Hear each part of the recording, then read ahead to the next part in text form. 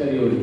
और आपको इसका फायदा क्या होता है, अगर इस पर कोई डॉक्यूमेंट कोई पिक्चर रखी होती है तो इंटरनेट के थ्रू आप उसको कहीं से भी एक्सेस कर सकते हैं। अगर मोबाइल आपका लॉस हो जाए दूसरे मोबाइल से एक्सेस हो जाएगा, कंप्यूटर हो गया दूसरे कंप्यूटर से एक्सेस हो जाएगा। ये कामयाब कैसे हुआ, इसमें क्लाउड है। क्लाउड कहाँ पर है, जिसके ऊपर डेटा रखा है वो इंटरनेट के ऊपर किसी लोकेशन के ऊपर किसी सर्वर में रखा हुआ। तो आपको क्या बेनिफिट होता है, क्लाउड पर अगर आपका डेटा रखा हुआ है तो आपका डेटा आपके मोबाइल में रीड भी हो जाए तो क्लाउड से दोबारा डाउनलोड कर लिए। कोई और सी मोबाइल आप लॉगिन करेंगे वहाँ से आ रहे हैं, मोबाइल लॉगिन करेंगे वहाँ से आ रहे हैं। तो ये ड्राइव हॉपफुली सबने यूज करी होगी जिसमें डेटा भी रखा होगा। ऐसा ही है बिल्कुल इसी की तरह जिस तरह हम यहाँ पर डॉक्यूमेंट रख सकते हैं। अगर आप अपना कोड रन करेंगे, पाइथन पढ़ेंगे, प्रोजेक्ट आप बनाएंगे तो उसका क्लाउड कौन सा होगा वो आप कहाँ पर रखेंगे ताकि आप दूसरों को भी शेयर कर सकें और अपने पास भी होल्ड कर सकें। इन केस मेरा लैपटॉप खराब हो जाता है तो वो चीज़ रखी हो। और इन केस मुझे एक प्रोजेक्ट पे 4 लोगों को लगाना हो तो 4 लोग आपस में काम को शेयर भी कर सकें इजीली। अगर एक क्लाउड के लोकेशन में रखा हुआ है, मैंने काम कर लिया और फिर मैंने अपने दूसरे कोलीग पर शेयर करना है तो through the cloud easily access कर लिया। तो यहाँ पर भी ऐसा ही होता है, अगर इमेज हम यहाँ पे रख देते हैं तो उसका लिंक बना के हम दे देते हैं तो सबको एक्सेस हो जाता है। जिस तरीके से यहाँ पर ड्राइव है इस तरीके से यहाँ पर GitHub.com का प्लेटफॉर्म है जो आपकी सेंट्रलाइज्ड कोड रिपोजिटरी होती है। अब आप लोगों ने क्या करना है, GitHub.com पे आना है और यहाँ पर अपना एक अकाउंट क्रिएट करना है। जिस तरीके से आपका गूगल का अकाउंट है, इसका साइन अप करने का तरीका काफ़ी सिंपल होगा। बस GitHub.com पे आए, क्रिएट अकाउंट पे जाएं, अपना नाम बताएं, ईमेल बताएं और पासवर्ड सेट करें, वो साइन अप हो जाएगा। बस में ये होगा जो आपका नाम होगा वो यूजर नेम बन जाएगा। जिस तरीके से फेसबुक पे होता था, जिस तरीके से सोशल मीडिया प्लेटफॉर्म्स को होता है, इस तरीके से यहाँ पर भी नाम आपका यूजर नेम बन जाता है। इस तरीके से अगर मैंने अपनी प्रोफाइल बनाई है तो जो मैंने यहाँ पर नाम रखा था वो मेरा एक यूजर नेम है और यहाँ पर लिखा हुआ भी आ रहा है।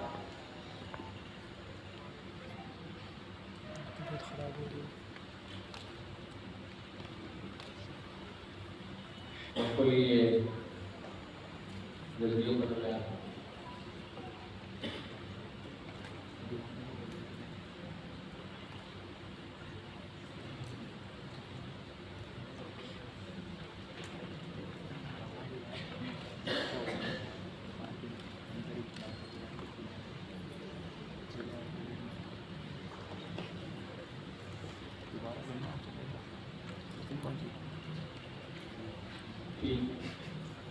यहाँ पर इस तरीके से मेरी प्रोफाइल बनी हुई है, नाम लिखा हुआ है, लिखी हुई एक डिस्क्रिप्शन आई है थोड़ी सी। तो इस तरीके से आप भी अपनी प्रोफाइल बना सकते हैं।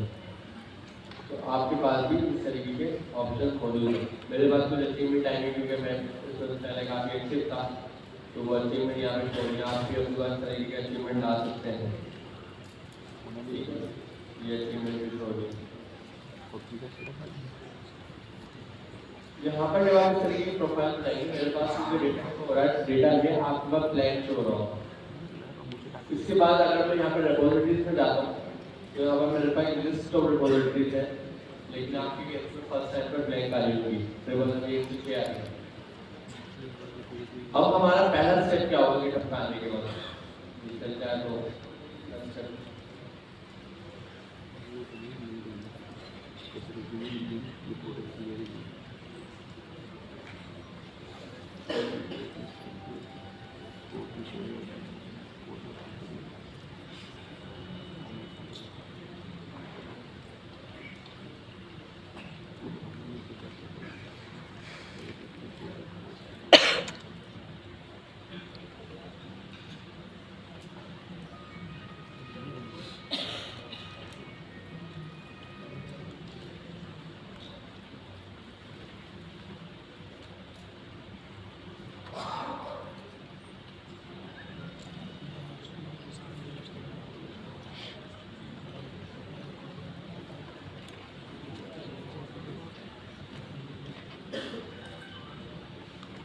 ठीक है।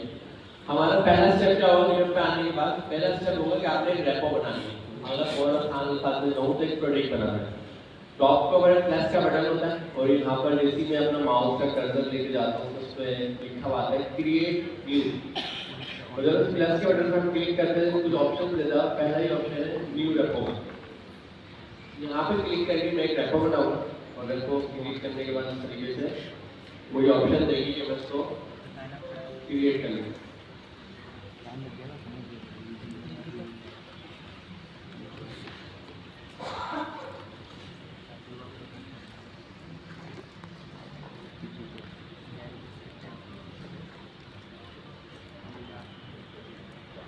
ठीक है, जब रेपो क्रिएट करने के लिए मैं कहाँ पे गया, GitHub.com पे मिलाया, एक अकाउंट बनाया, अकाउंट साइन अप करा, साइन अप हो गया, अकाउंट क्रिएट हो गया। जिस तरीके से बाकी अकाउंट भी आप लोगों ने अपने नॉर्मल बनाए होंगे सोशल मीडिया या दूसरे। जब वो साइन अप हो गया तो मेरे पास ऊपर टॉप पे प्लस का बटन आ रहा था, एक किसी के पास ग्रीन कलर का लिखा हुआ होगा न्यूज़ वर्क रेपो का, तो वो एक ही बात है क्लिक करना।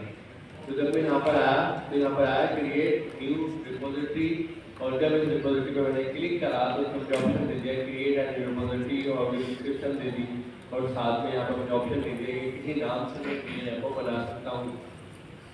तो मैंने कहा सपोज करें हम किस नाम से इसको बनाएं, हम बनाते हैं PIAC और आज कल हमारा बैच है बैच 61, हम बैच 61 के नाम से बना देते हैं।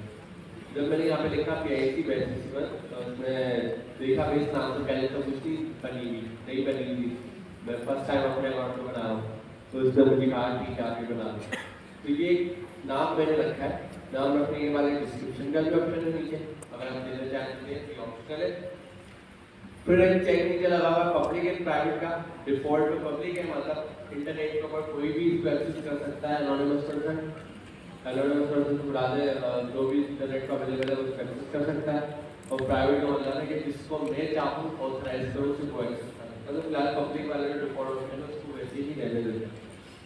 नीचे आता है एक ऑप्शन है इनिशियलाइज दिस रिपोजिटरी रीडमी, मतलब इसमें फाइल ऐड कर दो इसमें हम रेपो के बारे में लिख सकें, साइन अप कर इंट्रोडक्शन लिख सकें। तो हमने कहा ठीक है फीचर है कुछ कर लेते हैं, यहाँ पर हमने चेक कर लिया। और कोई ऑप्शन नहीं, अगर मैं दोबारा रिपीट करूँ तो GitHub पे एक अकाउंट क्रिएट करा, अकाउंट क्रिएट करने के बाद टॉप पे प्लस का बटन आ रहा था, उस प्लस के बटन पे जाकर क्रिएट न्यू रेपो पे क्लिक करा, न्यू रेपो पे क्लिक करा तो यहाँ पर नाम मेंशन करा, कोई यूनिक नाम मैंने लिख दिया सिंपल सा। जब नाम लिख दिया तो नीचे आकर मैंने पब्लिक को पब्लिक वैसे भी रिटर्न दिया जैसा था और ऐड आर गिटमी के ऊपर चेक कर दिया। तो ये पूरा ऑप्शन था, ये सब सारा काम मैंने कर लिया। तो सबसे नीचे स्क्रॉल करने के बाद क्रिएट रेपो का ग्रीन कलर का बटन आता है और इसको क्लिक करने में हमारे पास एक रेपो क्रिएट हो जाती है। अब इस रेपो में मैं अपना कोड कर सकता हूँ, अपने बाकी टीम मेंबर्स को ये कोड शेयर कर सकता हूँ, वो भी मेरे साथ इसमें अपना कोड ऐड कर सकते हैं। इसके अलावा कहीं अगर मेरी फ्यूचर में किसी से मीटिंग होती है, इंटरव्यू होता है, तो मैं क्लाइंट को ये भी दिखा सकता हूँ कि ये मेरा प्रोडक्ट है जो मैंने बनाया है। या अगर लास्ट में स्टूडेंट हो तो मैं अपने टीचर को दिखा सकता हूँ कि देखिए जो आपने असाइनमेंट दिया था वो बना कर नहीं आ रखा है, ये लिंक से आप चेक कर लें। इसी तरीके से अगर कोई प्रोजेक्ट 4 लोग मिलकर करें तो 4 लोग मिलकर किसी रेपो के ऊपर अपना कोड कर सकते हैं और वो आगे शेयर कर सकते हैं। तो आपके पास ये एक अच्छा प्लेटफॉर्म आ गया। अब ये नजर आ रही है आपको readme.md, ये वही readme.md प्रोजेक्ट के अंदर चेक करना है। ये PIAC बैच 61 आ रही है readme के अंदर लिखा हुआ है। इसी तरीके से यहाँ पर अगर शॉर्ट में देखा जाए तो एक रेपो क्रिएट हो गई है, बन गई। अब इसका इस्तेमाल कैसे करा जाए, बन तो गई और किस लिंक को पढ़ेंगे, अगर लिंक को पर थोड़ा गौर करें और उसको जूम भी करके देखें ये लिंक रखा हुआ है।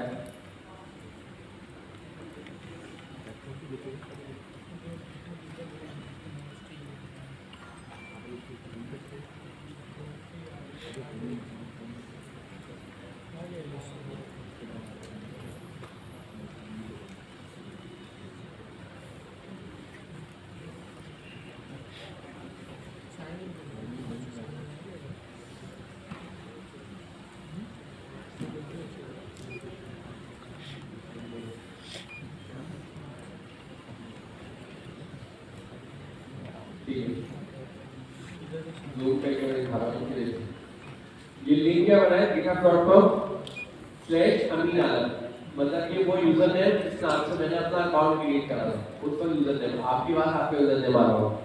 उसके बाद उस रेपो का नाम जो आपने थोड़ी देर पहले क्रिएट कर लिया, देखिए पूरा URL में सेम चीज आ गई। तो उन्होंने जो नाम रखा है वो चीज URL में भी ऐड कर दी है। URL हम इसको बोलते हैं जो टॉप पर लिखा हो, जिसे आप लिंक के नाम से भी जानते हैं, ये लिंक है, हम ऐसे URL कहते हैं, यूनिवर्सल रिसोर्स लोकेटर। तो इस URL में ये सारी चीजें मेंशन है, तो इससे पहचाना भी जा सकता है कि github.com के ऊपर एक अमीर आदमी प्रोफाइल है, उसके ऊपर एक पेज 1061 के नाम से देखो है। अभी मैं किसी को भी शेयर करूंगा और इंटरनेट को एक्सेस कर सकता है, इसको देख सकता है, इसको डाउनलोड भी कर सकता है और डाउनलोड करके मुझे बता के सकता है कि भाई मैंने आपकी इनको दे दी है। ये काम तो हमारा हो गया। आप आपके लोकल सिस्टम से इसको कैसे कनेक्ट करें, ये चीज को एक वेबसाइट पर रखी है, ये चीज एक प्लेटफॉर्म पर रखी है जिसका नाम GitHub है, वो GitHub हमारा एक्सटर्नलाइज्ड रिपोर्ट है।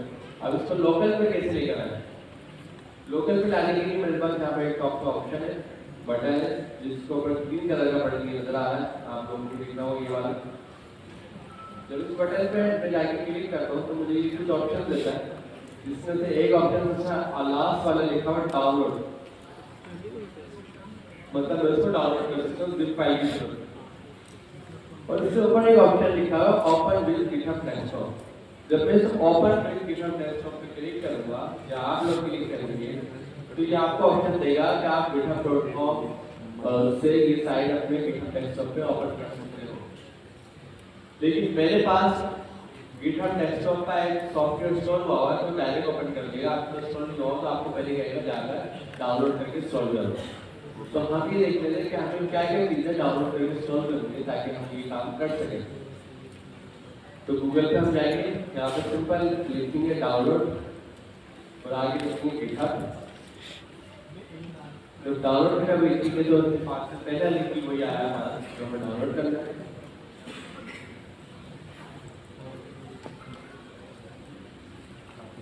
डाउनलोड गिटहब डेस्कटॉप पे जैसे हम आए तो ये वेबसाइट, इस वेबसाइट पर डाउनलोड फॉर विंडोज का ऑप्शन है। अगर किसी बार मैकबुक है तो मैक का ऑप्शन, आप मैक का डाउनलोड कर सकते हैं और डाउनलोड पर क्लिक करें। क्लिक करने के बाद एक एक्जी का सेटअप आपके पास डाउनलोड हो जाएगा और जब वो डाउनलोड हो जाए कंप्लीट इंटरनेट आपके पास होगा और उसको आप डबल क्लिक करेंगे। डबल क्लिक करके जो इंस्टॉलेशन का प्रोसेस होता है, जनरल प्रोसेस, उसी प्रोसेस के तहत इंस्टॉल हो जाएगा। इंस्टॉलेशन आउटपुट सबको आती होगी, किसी भी सॉफ्टवेयर या कवर में गया इंस्टॉल, कोई चीज इंस्टॉल या अभी क्लास में आ रहा है तो कुछ ना कुछ चीज तो आपने इंस्टॉल करी होगी लाइक।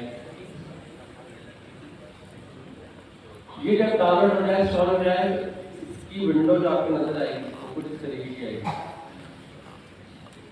इस तरह मेरे पास अभी ओपन किया है, ऐसा कुछ आपके पास इंस्टॉल होकर डाउनलोड हो जाएगा और आप उसको क्लास बना सकते हैं।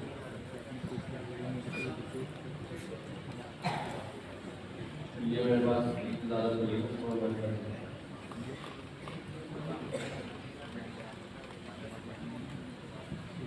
क्या कर रहा है, बनी नहीं बनी?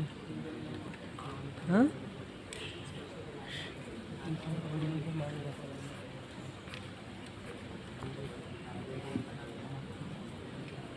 अब मेरे पास तो इस तरीके की चीज आ रही है, वही बात जो मैं यूज करता रहता हूँ तो मेरे पास ऐसी थोड़ी चीज आ रही है आप लोग और बिल्कुल इमोशनल अप्लाई की चीज आ रही है।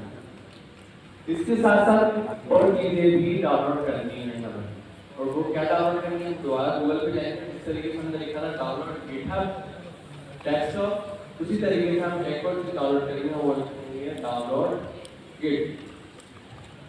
जब आप डाउनलोड गिट लिखेंगे, ऐसे गिट और गिटहब अलग अलग है, इसके बारे में बात करेंगे। जब हम डाउनलोड गिट लिखेंगे, गिट की जो स्पेलिंग है वो है GIT और गिटहब की जो स्पेलिंग है वो है GITHUB। जब आप डाउनलोड गिट लिखेंगे, डाउनलोड गिट के तरीके से हम जाएंगे, पहले लिंक है हमारे पास और इस पहले ही लिंक के ऊपर तो पहले ही ऑप्शन होगा डाउनलोड फॉर विंडोज का, और आप डाउनलोड करने के बाद उसको यहाँ पे डाउनलोड फॉर विंडोज के लिए डाउनलोड करेंगे। लेकिन फाइल डाउनलोड होगी उसको डबल क्लिक करके इंस्टॉल कर लेंगे। जब ये इंस्टॉल हो जाएंगे तो उसका मतलब आपको सक्सेसफुल इंस्टॉल हो गई। आप कुछ वैलिडेशन चेक होते हैं कि इंस्टॉल सच में हो गई या नहीं हो गई, वो हम चलाते हैं, साथ साथ देखते हैं।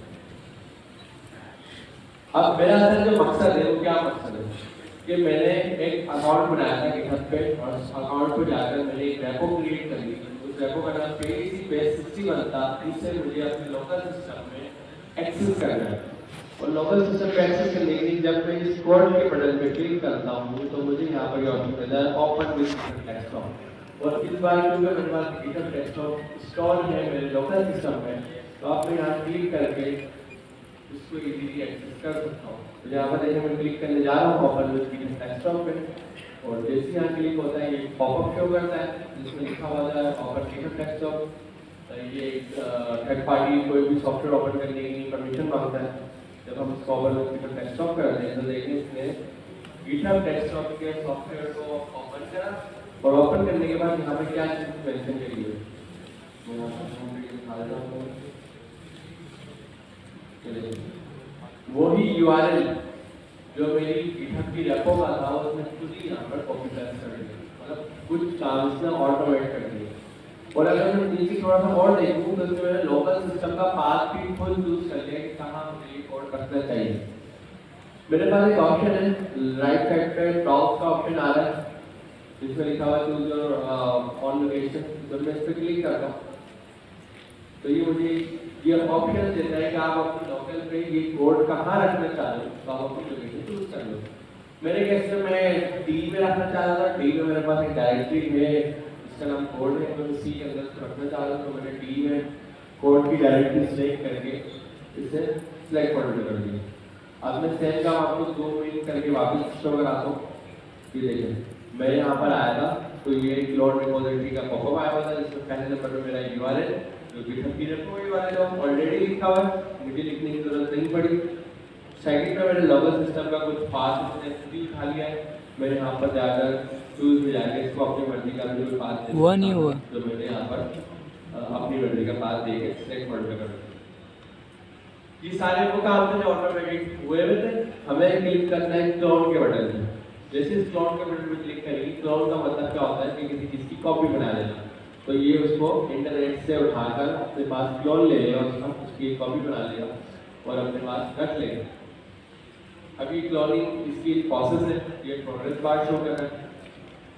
जैसे ये 100% सारे इसके ऑब्जेक्ट रिसीव कर लेगा तो ये इस तरीके का हमें दिखा देगा कि नो लोकल केसेस और ऐसा है। अब ये हुआ क्या है, मेरे पास मेरा वो कोड जो GitHub पे था वो लोकल पे आ गया है। यहाँ पर अगर मैं देखता हूँ थोड़ा जूम करके तो मुझे एक बटन मिला है, उस बटन पे लिखा हुआ है open in visual Studio code. कि ये जो कोड आपने अपने लोकल के ऊपर अभी क्लोन करा है इससे आप विजुअल स्टूडियो कोड में ओपन कर सकते हैं। अभी विजुअल स्टूडियो कोड क्या है, मैं इसको वापस जूम इन करता हूँ और मैं गूगल पे जाता हूँ और यहाँ पर मैं लिखता हूँ डाउनलोड VSCODE, इसको बोलते हैं VS कोड। और जब मैं इसको एंटर करता हूँ तो मेरा पहली वेबसाइट आती है डाउनलोड विजुअल स्टूडियो कोड की। जब डाउनलोड विजुअल स्टूडियो कोड पे डालते हैं तो ये हमें एक ऑप्शन देता है visual Studio code download for Windows का। और इसे भी इसी तरीके से डाउनलोड करेंगे, एक फाइल डाउनलोड होगी और इसे डबल क्लिक करेंगे। अभी करता साथ साथ करते इसको सॉल्व कर देंगे।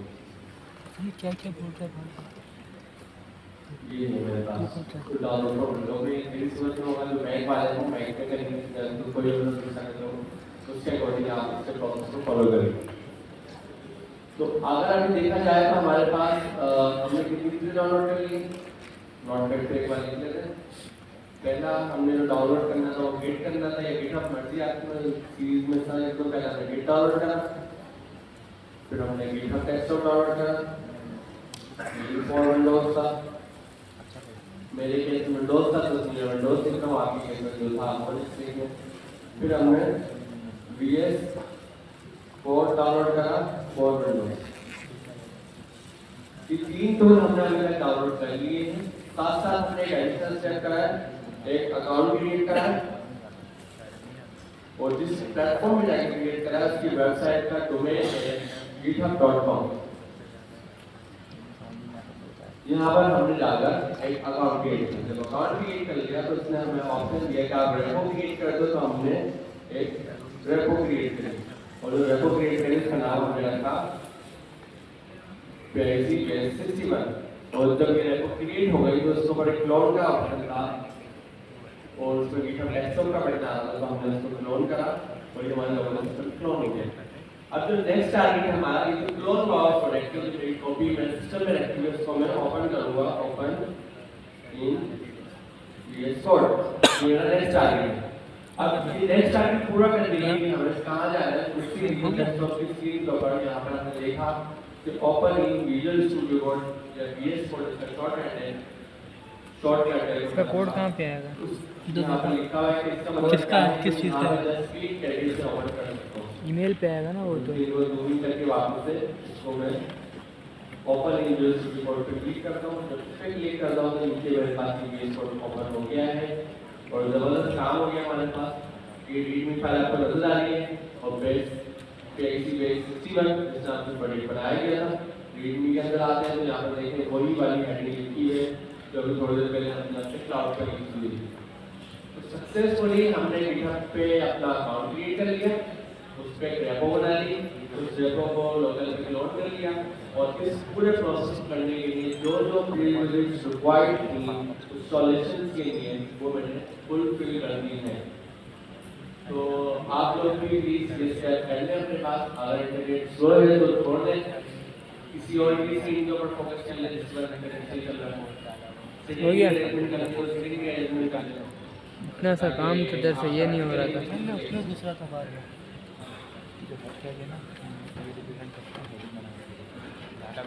कुछ फीचर्स हैं कुछ प्लगइन्स हैं कुछ अच्छी सपोर्ट्स हैं जो हमारा काम आसान करते हैं वही बात है कि अगर नई दुनिया के अंदर कार आ गई है तो मैं कोई पुरानी दुनिया की घोड़ा गाड़ी यूज करूँ समझ ना जब कार आ गई तो कार इस्तेमाल करते जल्दी पहुँचेंगे तो यहाँ पर आपके पास ऑप्शन है कि आप यहाँ पर एक फाइल क्रिएट कर सकते हैं के ऊपर टॉप के ऊपर ऑप्शन आ रहा है और ये इसके लोगो से भी आप पता लगा सकते हैं देखिए फाइल का लोगो यहाँ पर देखेंगे ना फिर इस पर क्लिक करने से फाइल क्रिएट होती है फाइल का नाम पूछता है किस नाम से क्रिएट करनी तो यहाँ पर मैं प्लस पे क्लिक कर रहा हूँ फाइल का नाम क्या रखते हैं क्योंकि हम प्रोग्रामिंग पाइथन की पढ़ेंगे तो हम एक काम करते हैं app.py भी नाम रखते हैं तो रेलेवेंट है वैसे नाम कुछ भी रख सकते हैं अभी क्योंकि GitHub को वर्क फोकस है फाइल बनाने के फोकस के यहाँ पर मैंने कुछ भी कोड लिख दिया पाइथन का सबसे पहला वर्ड होता है जो लोग लिखते हैं वो लिखते हैं प्रिंट और प्रिंट के आगे ब्रैकेट बनाते हैं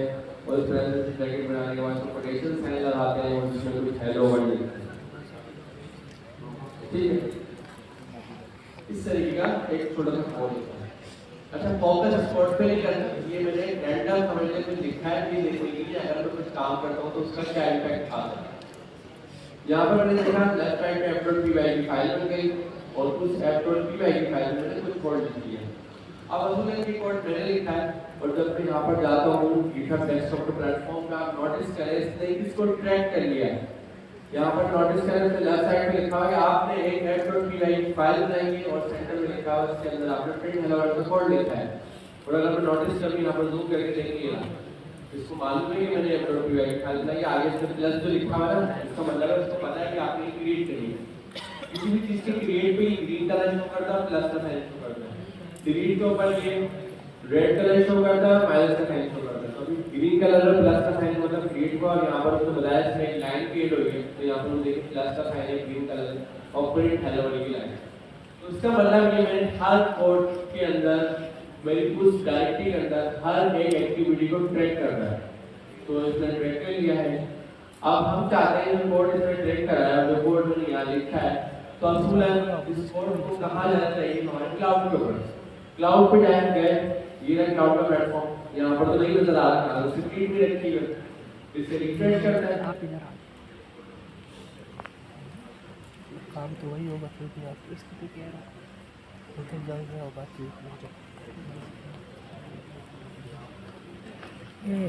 ये VS कोड में कैसे लेके गए थे? तो आपके पास यहाँ तो नहीं आया ये कोड अगर मैं वापस जाऊँ मैं देखूँ शायद फाइल को सेव नहीं करी शायद ऐसा कुछ मतलब नहीं है यहाँ पर मैं जाता हूँ फाइल भी सेव है वेबसाइट के लिए यहाँ पर फाइल में जाके कंट्रोल एस कर लेता हूँ कंट्रोल एस के बटन से होता है ऊपर फाइल के बटन ऑप्शन आ रहा है यहाँ पर फाइल में गए सेव का बटन और चलाओ कंट्रोल एस फिर जाते हैं फिर GitHub के प्लेटफॉर्म पे जाते हैं क्लाउड के ऊपर मतलब जो इंटरनेट के थ्रू एक्सेस करते हैं ब्राउज़र में इसे रिफ्रेश करते हैं शायद अभी भी नहीं आया यहाँ पर तो इसका मतलब कोई एडिशनल एक्टिविटी मुझे और करनी है उसको यहाँ तक लाने के लिए वापस हम GitHub डेस्कटॉप पे गए तो यहाँ पर हम थोड़ा नोटिस करते हैं थोड़ा सा घूमते हैं सर्चिंग करते हैं इसको प्लेटफॉर्म को रीड करने की कोशिश करते हैं टॉप का बटन हमने देखा इसने चीज़ें लिखी हुई बात सुन। बॉटम लेफ्ट पर आते हैं एक मिनट पकड़ो, एक मिनट में लेता हूँ। फाइल बनाई है, आप इसे कमिट करो। अब ये कमिट का ऑप्शन क्या होता है? अभी शॉर्ट टर्म में हम ये समझते हैं कि आपने कोई बात नहीं बताई, अब वो बात की क्या वैल्यू नहीं है, हो सकता है आपको गड़बड़ हो।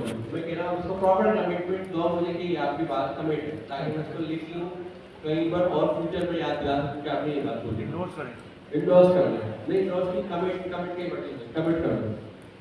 अब वो मैं बता रहा हूँ वो सारी चीजें। अब कमिट का मतलब ये है कि जो काम मैंने करा है उसको कमिट कर दो, कमिट करते हुए कोई उसका एक मैसेज पास कर दो कि क्या कमिट कर रहा हूँ। अब यहाँ पर मैंने कहा कि मैं कमिट कर रहा हूँ, तो लेफ्ट साइड पर बॉटम डाउन पर मेरे पास ऑप्शन है और इस ऑप्शन में लिखा हुआ है कि आप क्या कमिट कर रहे हो। इसने रेफरेंस तो मुझे +1 में भी लिखा है, लेकिन मेरी मर्जी होती है लिखूं, तो मैंने लिखा edit app.py या मैं लिख दूँ पाइथन हेलो वर्ल्ड। अब यहाँ पर मैंने मैसेज लिख दिया है कमिट करते वक्त, लेकिन याद रहे ये मैसेज हमेशा एक ऐसा होना चाहिए जो रेलेवेंट हो, ताकि फ्यूचर में जब आप अपना कमिट को रीड करें तो आपको मालूम हो ये कमिट रीड क्यों कर रहा है। यहाँ पर अगर मैंने एबीसी लिख दिया तो ये गलत हो जाएगा। एज अ डेवलपर हम रेलेवेंस को फोकस करते हैं, हर जगह पर हम रेलेवेंसी क्रिएट करते हैं, तो यहाँ पर भी हमने वैसे ही मैसेज लिखते हैं जो काम कर रहा है, ठीक है, ताकि बेस्ट प्रैक्टिस की अप्रोच को हम फॉलो करते हुए चलें। पाइथन हेलो वर्ल्ड यहाँ पे लिख दिया, नीचे डिस्क्रिप्शन इसको इग्नोर कर देते हैं और यहाँ पर नीचे बटन है कमिट का, मैं दोबारा जूम करके दिखाता हूँ। देखिए यहाँ पर मैंने लेफ्ट साइड बॉटम पे पाइथन हेलो वर्ल्ड ये मैंने लिखा है, टाइप करा है। ये जो मैंने काम करा है उसको मैं किस नाम से कमिट कर रहा हूँ, कमिट कर रहा हूँ, साथ ही मैसेज लिख रहा हूँ, ताकि फ्यूचर में कोई आए तो उसको मेरा कमिट दिखे और मेरा मैसेज भी दिखे, उसको पता लग जाए काम क्या हुआ। और नीचे देखिए कमिट का बटन है, हमारा कमिट टू मैन का बटन है, कमिट टू मैन हम कर देते हैं जब ये हो रहा है और ये सक्सेसफुल हो गया। अब टॉप पर आते देखिए जो अभी ये चेंजेस मुझे दिखा रहा है उसने 0 कर दिया, क्योंकि ये नॉन कमिट चीजें दिखा रहा है। जो चीज कमिट हो गई वो चीज इसने अपने पास ट्रैकिंग में ले ली, और ट्रैकिंग में लेने के बाद मैंने नाम भी रिकॉर्ड कर लिया, नाम रिकॉर्ड करने के साथ टाइम भी रिकॉर्ड कर लिया, और जो मैंने चेंजेस करी थी वो भी रिकॉर्ड कर ली और वो यहाँ पर आ गई। अगर देखिए अगर हिस्ट्री में जाता हूँ तो साइड में देखिए हिस्ट्री में आएगी। इनिशियल कमिट मेरा जो पहला मैं बना कर आया था गिटहब पे, और दूसरा मेरा ये जस्ट नाउ आ रहा है, टाइम भी आ रहा है, नाम भी आ रहा है और मैसेज भी आ रहा है। और अगर मैं इसे क्लिक करूं तो ये साथ में ये बता रहा है f.py की फाइल में तो ये कोड। तो कितनी इन डिटेल ट्रैकिंग हो गई है और ये हिस्ट्री में शो हो रही है। अब मैं इसको वापस से मिनिमाइज कर देता हूं और आपको दिखा देता हूं ये पूरी स्क्रीन। अब क्योंकि हमने कोड कमिट कर दिया है तो हम गिटहब के प्लेटफॉर्म पे जाते हैं और यहाँ देखते हैं अभी भी नहीं आया है, तो रिफ्रेश कर लेते हैं। ऊपर रिफ्रेश का बटन है, या F5 से रिफ्रेश होता है। अब तो शायद ये आ जाना चाहिए, अभी भी ये नहीं आया। अब हमने देखा कि हमने क्या क्या स्टेप परफॉर्म करे। जब हमने रेपो को क्रिएट करा था उसके बाद हमने रेपो क्लोन करी, क्लोन करने के बाद उसने VS कोड में पढ़ा, VS कोड में पढ़ने के बाद उसमें कुछ डेटा ऐड करा, मतलब कुछ फाइल में कुछ लिखा। फिर जब हमने उसको सेव करा तो वो हम गिटहब डेस्कटॉप पे गए, गिटहब डेस्कटॉप पे वो चेंजेस मारा था, फिर हमने नीचे आके कमिट करा। ये काम अभी तक हम कर चुके हैं। एक और एडिशनल स्टेप है जो अभी हमने नहीं करा, और वो एडिशनल स्टेप है सेंटर में लिखा हुआ है, उसके ऊपर लिखा हुआ है पुश ऑरिजिन। इसका नाम लिखते, नाम क्या लिखते वो बता स्टेज के बाद में वो बता मुझे नाम दिए ना क्यों? ठीक है, दोबारा मैं रिपीट कर रहा हूँ। हमारे पास पहले जब ये कोड आया था तो उस कोड में सिर्फ रीड की फाइल लिखी थी, हमने कुछ और फाइल क्रिएट करनी थी डेटा।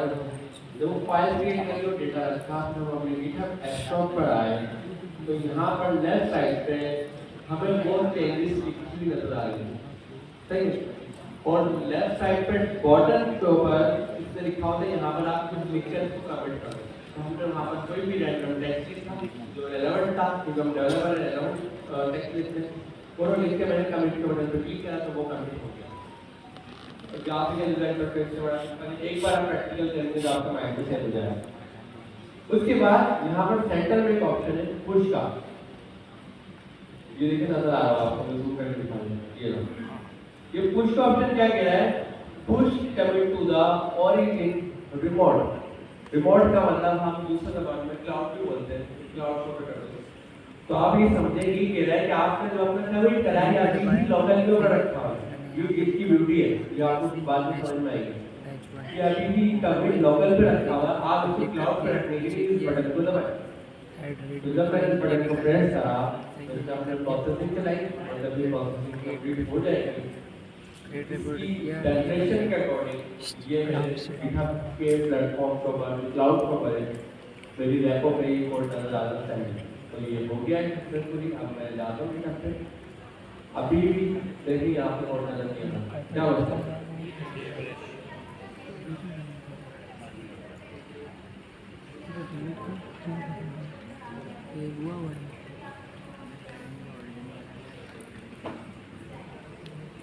अच्छा ऑनलाइन में मैंने क्लोज करा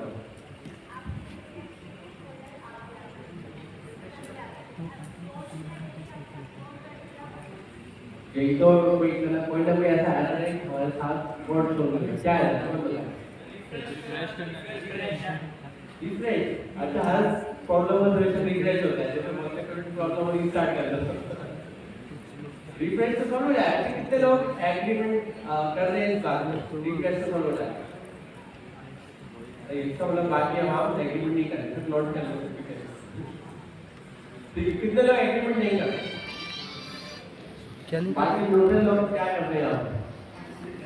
आप लोग बॉडी जैसे न्यूट्रल है, आप लोग बोलते हैं मसले मसाइल नहीं चल रहा, वोट तो दिया नहीं आपने,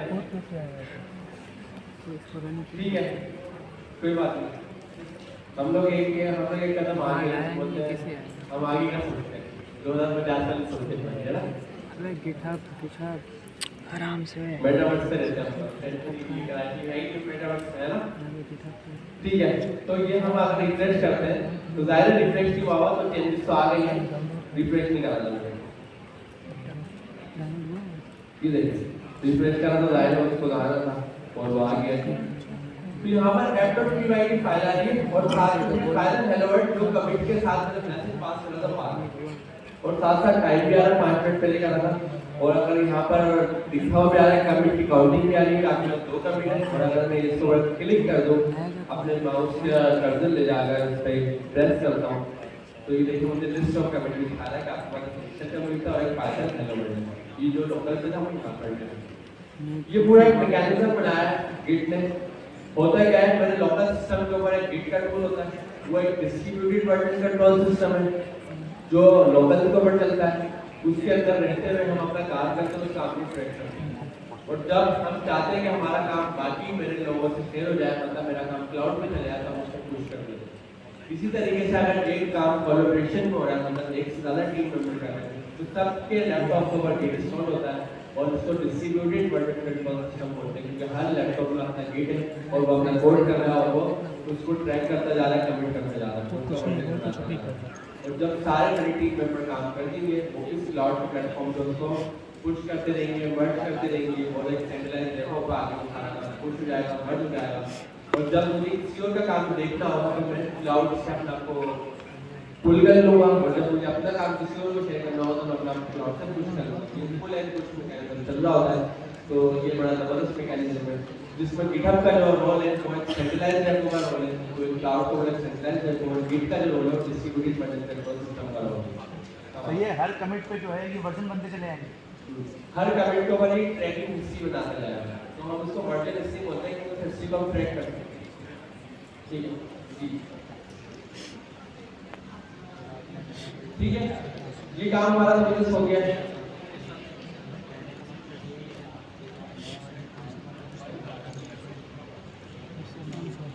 अच्छा अब कुछ कॉमन एरर डिस्कस कर लेते हैं। वो कॉमन एरर्स क्या है जो आप लोगों के पास आने वाले हैं, सबके पास नहीं आएंगे। कुछ लेजेंड्स जो पहले प्रोग्रामर के पास बिल्कुल ही नहीं आएंगे। चेंजेस तो वर्जन वो क्या है इनिशियल सेटअप। इनिशियल सेटअप क्या है, इन केस ये सारा काम करते हुए कहीं पर भी आपके पास कुछ एरर आता है, वो एरर आएगा कहाँ पर, वो एरर आएगा कमिट करते वक्त। क्योंकि कमिट करते वक्त कुछ एक्स्ट्रा इन्फॉर्मेशन को मांगते हैं जो आपने वन टाइम दे दी होती है। मेरे केस में मैंने 3 किस्म नहीं मांगी। वो क्या होती है, देखिए यहाँ पे CMD पे आ रहा हूँ, CMD ब्लैक कलर का नजर आता है, इस तरीके का दिखता है। कमांड प्रॉम्प्ट को बोलते हैं। इस पर आगे मैं लिखता हूँ सबसे पहले कमांड git -e। अगर इस कमांड को कोई एरर आया तो इसका मतलब पहले जाकर आपने git इंस्टॉल करना, आपने git इंस्टॉल किया, और अगर git इंस्टॉल कर लिया तो cmd को बंद करके वापस वापस चलना ताकि रिफ्रेश हो जाए। तो आसान तरीका से रिफ्रेश करने का बंद करने के बाद होगा। git -c से अगर वर्जन आ रहा है तो उसकी ये गारंटी है कि मेरे पास git इंस्टॉल है। इसके बाद दूसरा काम आपने क्या करना है, दूसरा काम आपने करना है git config, ये लिखनी कमांड आपने -global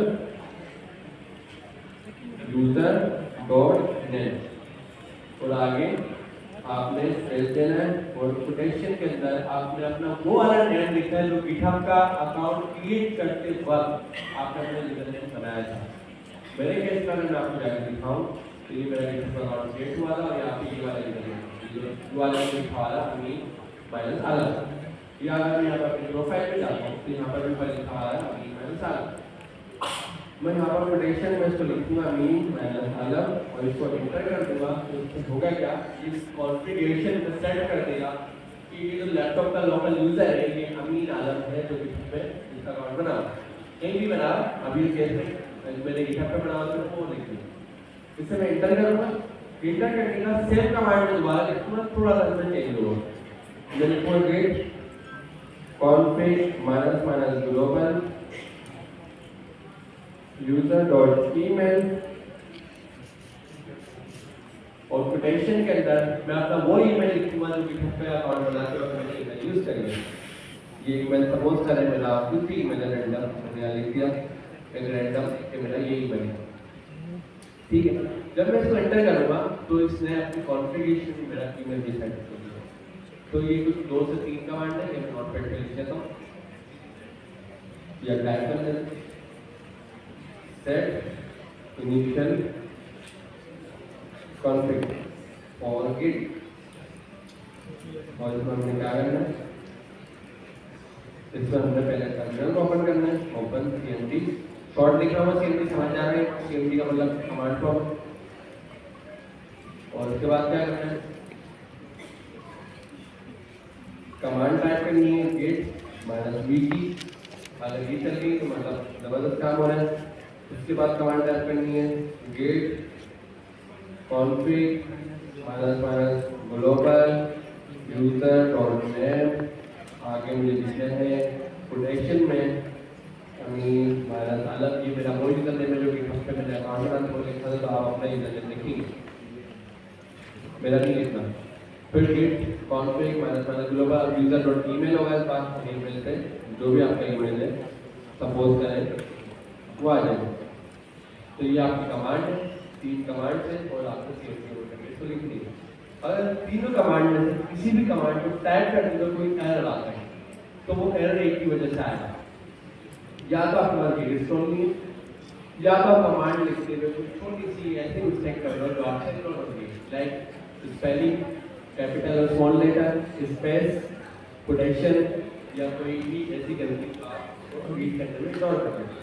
नोट करना बोर्ड से पढ़ना है कि वर्ड स्पेस भी बीच में है तो जो गलती में सामने आ जाएगी। और एरर को अगर आप पढ़ना सीख गए तो एरर का सलूशन उसकी एरर में ही होता है। अगर आप एरर को बोर्ड से पढ़ोगे उसको ट्रांसलेट करोगे समझने की कोशिश करोगे, एरर बोलने का अचानक हम अपने सवाल में ही अपना जवाब दे रहा होता है कि आप जाके ये करो या ये गलती है, सही है। तो ये सिंपल चीजें थी जो कॉमन थी। इसके बाद भी अगर एरर आता है ChatGPT गूगल आपकी बात है एक्सप्लोर करो। क्लास में दोस्त बनाना नहीं भूलना, सबसे इम्पोर्टेंट दोस्त है जो आपके बराबर में। हम लोग भी आए थे उसी तरह क्लास में बैठे थे और आज में जो भी दुनिया में जगह पर भी बैठा हुआ है सब लोग इंडियन के स्टूडेंट थे और आज भी स्टूडेंट हो गए। स्टूडेंट की जर्नी कभी खत्म नहीं होती। तो जो आपके आसपास स्टूडेंट बैठे हैं बहुत इंपॉर्टेंट लोग हैं, आप सबसे दोस्ती जरूर करें और एक ग्रुप भी अपना बनाएं। बनाने के साथ साथ हम लोग भी एक एक्टिविटी करेंगे बिल्कुल हमारा प्लान है, जिसमें ये होगा कि आप में से जो लोग अपने काम करके दिखाएंगे अच्छा हम उन्हें लीडर बनाएंगे और जो लोग उनकी टीम में ज़्यादा चाहिए, हर लीडर की टीम में 5-6 लोग होंगे वो लीडर को लीड कर रहा होगा, उनका जनरल लीडर होगा और इस तरीके की पूरी टीम सेट होगी। लैपटॉप यूज़ कर रहे हैं तो ये चलानी चलानी। लेकिन अमीन ने जब आपको गिटहब दिखाया था तो उसमें लिखा हुआ था कि अमीन आलम ने जो है ये कोड पोस्ट किया है। अच्छा, ये वजह से जो है बेसिकली वो कब टैग हुआ था कि बेसिकली स्नैपशॉट के साथ कमिट के टाइम पर टैग हो गया था कि ये वर्जन बनाने वाला बंदा कौन है, इसलिए कमिट से पहले ये कमांड लाजमी चला। अच्छा, ये कमिट से पहले हमें चलानी है कमांड। सॉरी, गिटहब डेस्कटॉप कहाँ से उठाएगा? गिटहब डेस्कटॉप सिस्टम में भी जो है ना आपने कब ये डाला है कि आपके नाम और आपकी आप यूजर आईडी यूजर क्रिएट करते हैं तो बताते हैं कि मेरा नाम ये है, लेकिन यूजुअली जो है ना ये प्राइवेसी ब्रीच है कि गिटहब डेस्कटॉप आपकी पर्सनल इन्फॉर्मेशन काम करेगा। तो इसलिए गिटहब डेस्कटॉप की जो है ना कॉन्फ़िगरेशन की आपको वो दे देता है विंडो कि यहाँ आकर आप सेट कर दें। अब नहीं ये कभी भी चलाया पूरा एरर आएगा फिर आपको क्या करना है? कोई बात नहीं, सीधा चलाना है। एरर आएगा फिर चलाओ पड़ेगा। तो फिर आप सिंपल तो जरूर मैंने कहा कि कमिट से पहले चलाओ। इसके साथ साथ जब आपका GitHub desktop first time install होगा तो आपने फर्स्ट टाइम इंस्टॉलेशन के बाद यहाँ पे आपके पास आ रहा होगा लॉगिन गिटहब अकाउंट का ऑप्शन। अगर अभी मैं दिखाऊं तो मैं फाइल पे आता हूँ, फाइल पे आकर मेरे पास ऑप्शन का बटन है, टॉप पे या फाइल पे फाइल का ऑप्शन का बटन है। इस ऑप्शन का बटन को कंट्रोल प्लस से भी ओपन कर सकते हैं, शॉर्ट की है। यहाँ पर देखो मेरा गिटहब का अकाउंट साइन है, वो साइन है, तो आप अपना गिटहब का अकाउंट साइन भी गिटहब डेस्कटॉप से करेंगे। ये ऑप्शन डायरेक्ट दे रहा हूँ फर्स्ट टाइम में, और यहाँ पर मेरे पास ऑप्शन सामने नहीं था तो नहीं मैंने यहाँ से खोल के दिखाया। इन केस मुझे लॉग आउट करके किसी और का अकाउंट लॉगिन करना है यहाँ से और तो यूजर का अकाउंट लॉगिन करना। तो ये कुछ प्रैक्टिस गिटहब की या आप फॉलो करें, तो चलाएं, कर सकते हैं। इसके बाद काम कर रहे हैं तो 2 महीने तक 2 महीने पुराना वाला काम है वर्ड की जाती है दूसरी आ रही है मतलब लास्ट वाले तो रैक की सब check out of delivered of GitHub पे जो हम कोड लगते हैं तो इसका आउटपुट नहीं आता कि आउटपुट जो पता चले कि जो कोडिंग की इसका आउटपुट ही आएगा। अच्छा, गिटहब पे जब हम कोड रखते हैं तो हम जो कोपायलट के टूल आ गए हैं और ऐसी बहुत सारी चीज़ें आ गई हैं, लेकिन इसका मकसद है कि क्लाउड स्टोरेज होता है, कोलैबोरेशन होता है, कम्युनिटी होता है, बहुत सारे फंक्शन होते हैं। इन शॉर्ट एक कोड हमें सेंट्रलाइज प्लेटफॉर्म पर रन करना उसको मतलब नहीं होता है। रन करना मतलब है एक सुरक्षा सीआईसी की पाइपलाइन में पड़ी, तो वहाँ से ये पूरा प्रोसेस चलता है पाइपलाइन में, वो एडवांस और उसको फ्यूचर में जरूर पड़ेगा। ठीक है, तो ये काम हो गया है। होपफुली आप ये पढ़ा दिया है, क्लास में जो भी काम आपको दिया जाएगा साइंटिफिकली जाके आप स्टूडेंट चीज पढ़ लिए तो काम करना पड़ेगा। ठीक है ना, करेंगे ना वो काम। तो सबसे पहले जो चीज होती है ना जो हम बोलते हैं वो होती है कि दिलेर बनाओ आप लोग ना। दिलेर कैसे बनते हैं? घबराते नहीं, क्योंकि खतरनाक दिलेर किसी मिलेगी ना तो कुछ नहीं है, तो शुरुआत है तो टेंशन नहीं लेनी, ऐसे ही होता है। एक बार कर लिया तो फिर बहुत आसान मैथमेटिक्स में जैसे होता था समझने की देर होती है, तो कोई भी टेंशन नहीं लेगा कि क्या साइंस में पढ़ रहा हूँ क्या खतरनाक सही है। एक मिनट आगे देखें गवर्नर हाउस का हमारे पास तरीकेकार क्या था, आप लोगों को मैं बता देता हूँ। इससे अलग तरीके से है ही नहीं। गूगल पे क्या लिखा है? पाइथन ऑनलाइन टर्मिनल, जब पाइथन ऑनलाइन कंपाइलर लिखते हैं पहले लिंक आया है, दूसरा लिंक आया है, सबको ओपन करते हैं।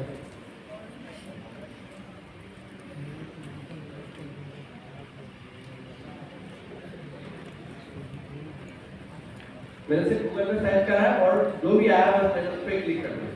यहाँ पे लिखा है प्रिंट ट्रैक प्रोग्रामिंग समथिंग, मैंने इसको प्रिंट के अंदर लिख दिया सर इलाज। ठीक है, अब मैं आपको पता कि रन का बटन ये रन का और ये आउटपुट आ गया। भाई काम तो विदिन समझते हैं 30 सेकंड हो गया। तो आप लोग उसी क्लास में आके बैठे थे, हम उस दिन आपको ये करा के बता देते पाइथन में हेलो वर्ल्ड हो गया, लेकिन हम क्यों नहीं इंस्टॉलर करवा रहे हैं आपको हेलो वर्ल्ड पे लाने के लिए? असल में मकसद बोलते ना किसी मकसद पे पहुंचना, किसी जर्नी लोकेशन पे पहुंचना, किसी डेस्टिनेशन पे पहुंचना मकसद नहीं होता, उसका रास्ता असल एंजॉय करना होता है। रास्ता आपको सिखाता है, बोलते ना मंजिल नहीं सिखाती, मंजिल पे जाने का रास्ता सिखाता है। तो हमने एक टारगेट रखा हुआ पाइथन का हेलो वर्ल्ड, उस टारगेट को पूरा करने के लिए जो हमने आपके लिए रास्ता चूज करा है वो रास्ता आपको बहुत कुछ सिखाता हुआ जा रहा है। देखिए ना किसी ने एक मूवी थी कल को सिखाते हैं उसमें, वो उससे रोटी बनवा रहे थे, मैंने क्या क्या काम करवाते हैं, बोलते हैं मैंने कल को सिखाओ ये सारे काम क्या करता है, तो उसको ना टेबल उठा के उसको ऊपर फेंकता है, तो टेबल को रोकता है, टेबल टूट जाता है, तो उसको पता लगता है वो 6 महीने से जितने भी काम कर रहा था वो कल के सीखने के स्टेप्स, ठीक है, वो कल को सीखने के मैं खाते हैं वो चाइना में कंपनी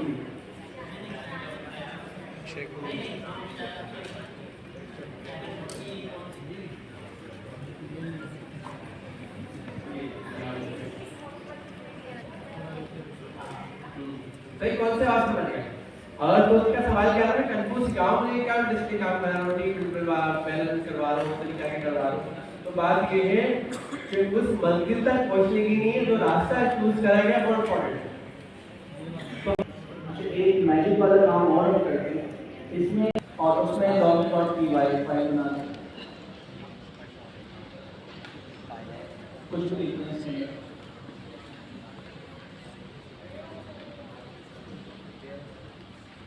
अच्छा, इसको भी कमेंट कर देता हूँ।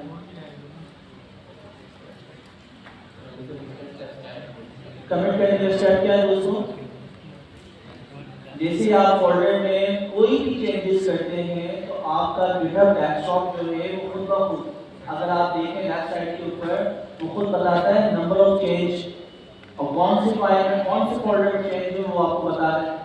तो जब आपके पास चेंज आता है तो उस चेंज को हम सबसे पहले उसको देके बोलते हैं अपने पास सेव करो, तो सेव करने के काम को कोई भी चेंजेस अगर गिटहब को हम देते हैं, गिट को देते हैं कि अपने पास सेव करो, उस काम को क्या बोलते हैं, क्या कमेंट करना। तो कमेंट करने के लिए लेफ्ट साइड पे बॉटम पे जो आपके पास डायलॉग बॉक्स आता है वहां पे आपने डिस्क्रिप्टिव यानी जिससे डिस्क्रिप्शन पता चल गया इसमें काम क्या हो, आपने वो मैसेज लिखा शॉर्ट, और उसके बाद कौन से बटन पे क्लिक करते हैं, कमेंट पे।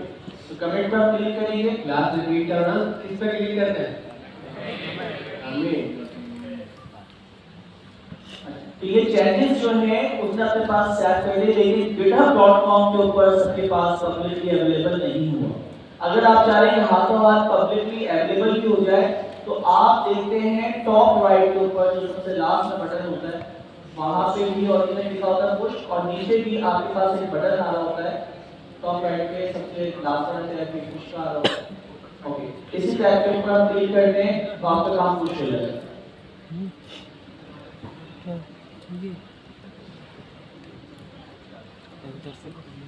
ठीक है दोस्तों, तो मुख्तलिफ तरीके, एक काम करने को 100 तरीके हैं, उन 100 तरीकों से काम हो सकता है।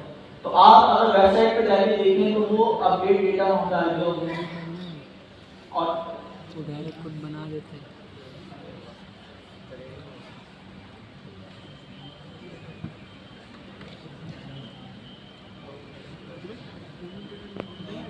ठीक दोस्तों, फोल्डर आईडी लॉगिन और उसमें दो चीजें मौजूद है। एक और हम बनाते हैं साइन अप का, और उसके अंदर भी साइन अप और फ्री वो फाइल का हम लोग इसी सेम प्रोसेस का आपको भी रिपीट हो। तो आप लोग बताइए क्या प्रोसेस होगा। हमने साइन अप का एक फोल्डर बनाया, उसमें एक फाइल बनाई, उसके अंदर कुछ काम किया, ये मिलियंस ऑफ टाइम्स हो सकती है। अच्छा, सिर्फ इसके अंदर ऐड करना नहीं, आप पुरानी फाइलों में चेंजेस भी कर सकते हैं। तो हर उसके अंदर उस टैब के अंदर चीजें ऐड भी करेंगे। और यहाँ पे लॉगिन के अंदर जाके ना एक लाइन और ऐड कर दीजिए ताकि दो चेंजेस हमारे पास आ जाएंगे।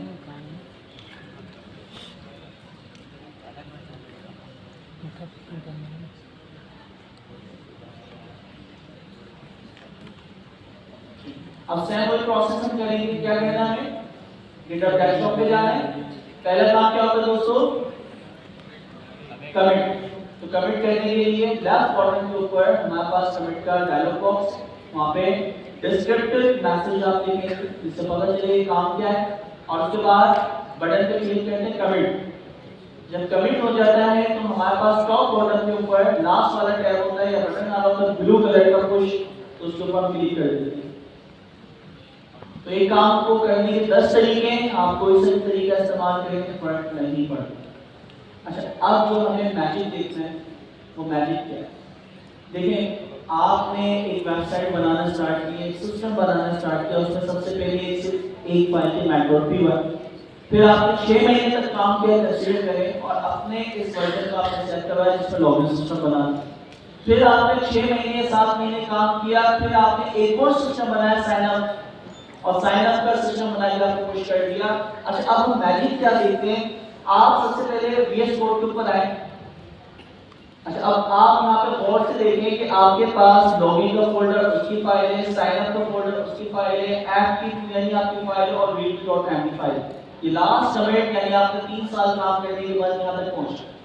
मुझे कोई कहता है कि हमने जो बिल्कुल शुरू में वेबसाइट बनाई थी वो कॉपी थी।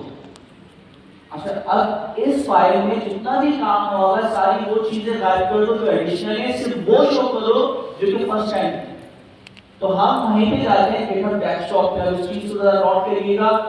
यहाँ पे हिस्ट्री के टैब में जो आपके पहले कंट्रोल करते हैं वेबसाइट के ऊपर, ये तो आप ऊपर थोड़ा देखिएगा, ये टैब चेंज के बराबर है, चेंजेस के बराबर होता है हिस्ट्री। हिस्ट्री के ऊपर आपने क्लिक किया, आपके पास जितने भी आपने कमेंट किए उनकी हिस्ट्री आ गई। अच्छा, किसी भी आपको कमेंट पे जाना है जो आपने फर्स्ट टाइम काम किया, किसी हिस्ट्री पे जाना है, उसके ऊपर हम राइट क्लिक करके, जो सबसे पहले था उसके ऊपर राइट क्लिक करके, और यहाँ पे आता है चेक आउट कमेंट। तो जैसे ही हम चेक आउट करते हैं ये हिस्ट्री वाला ऑप्शन आ जाएगा।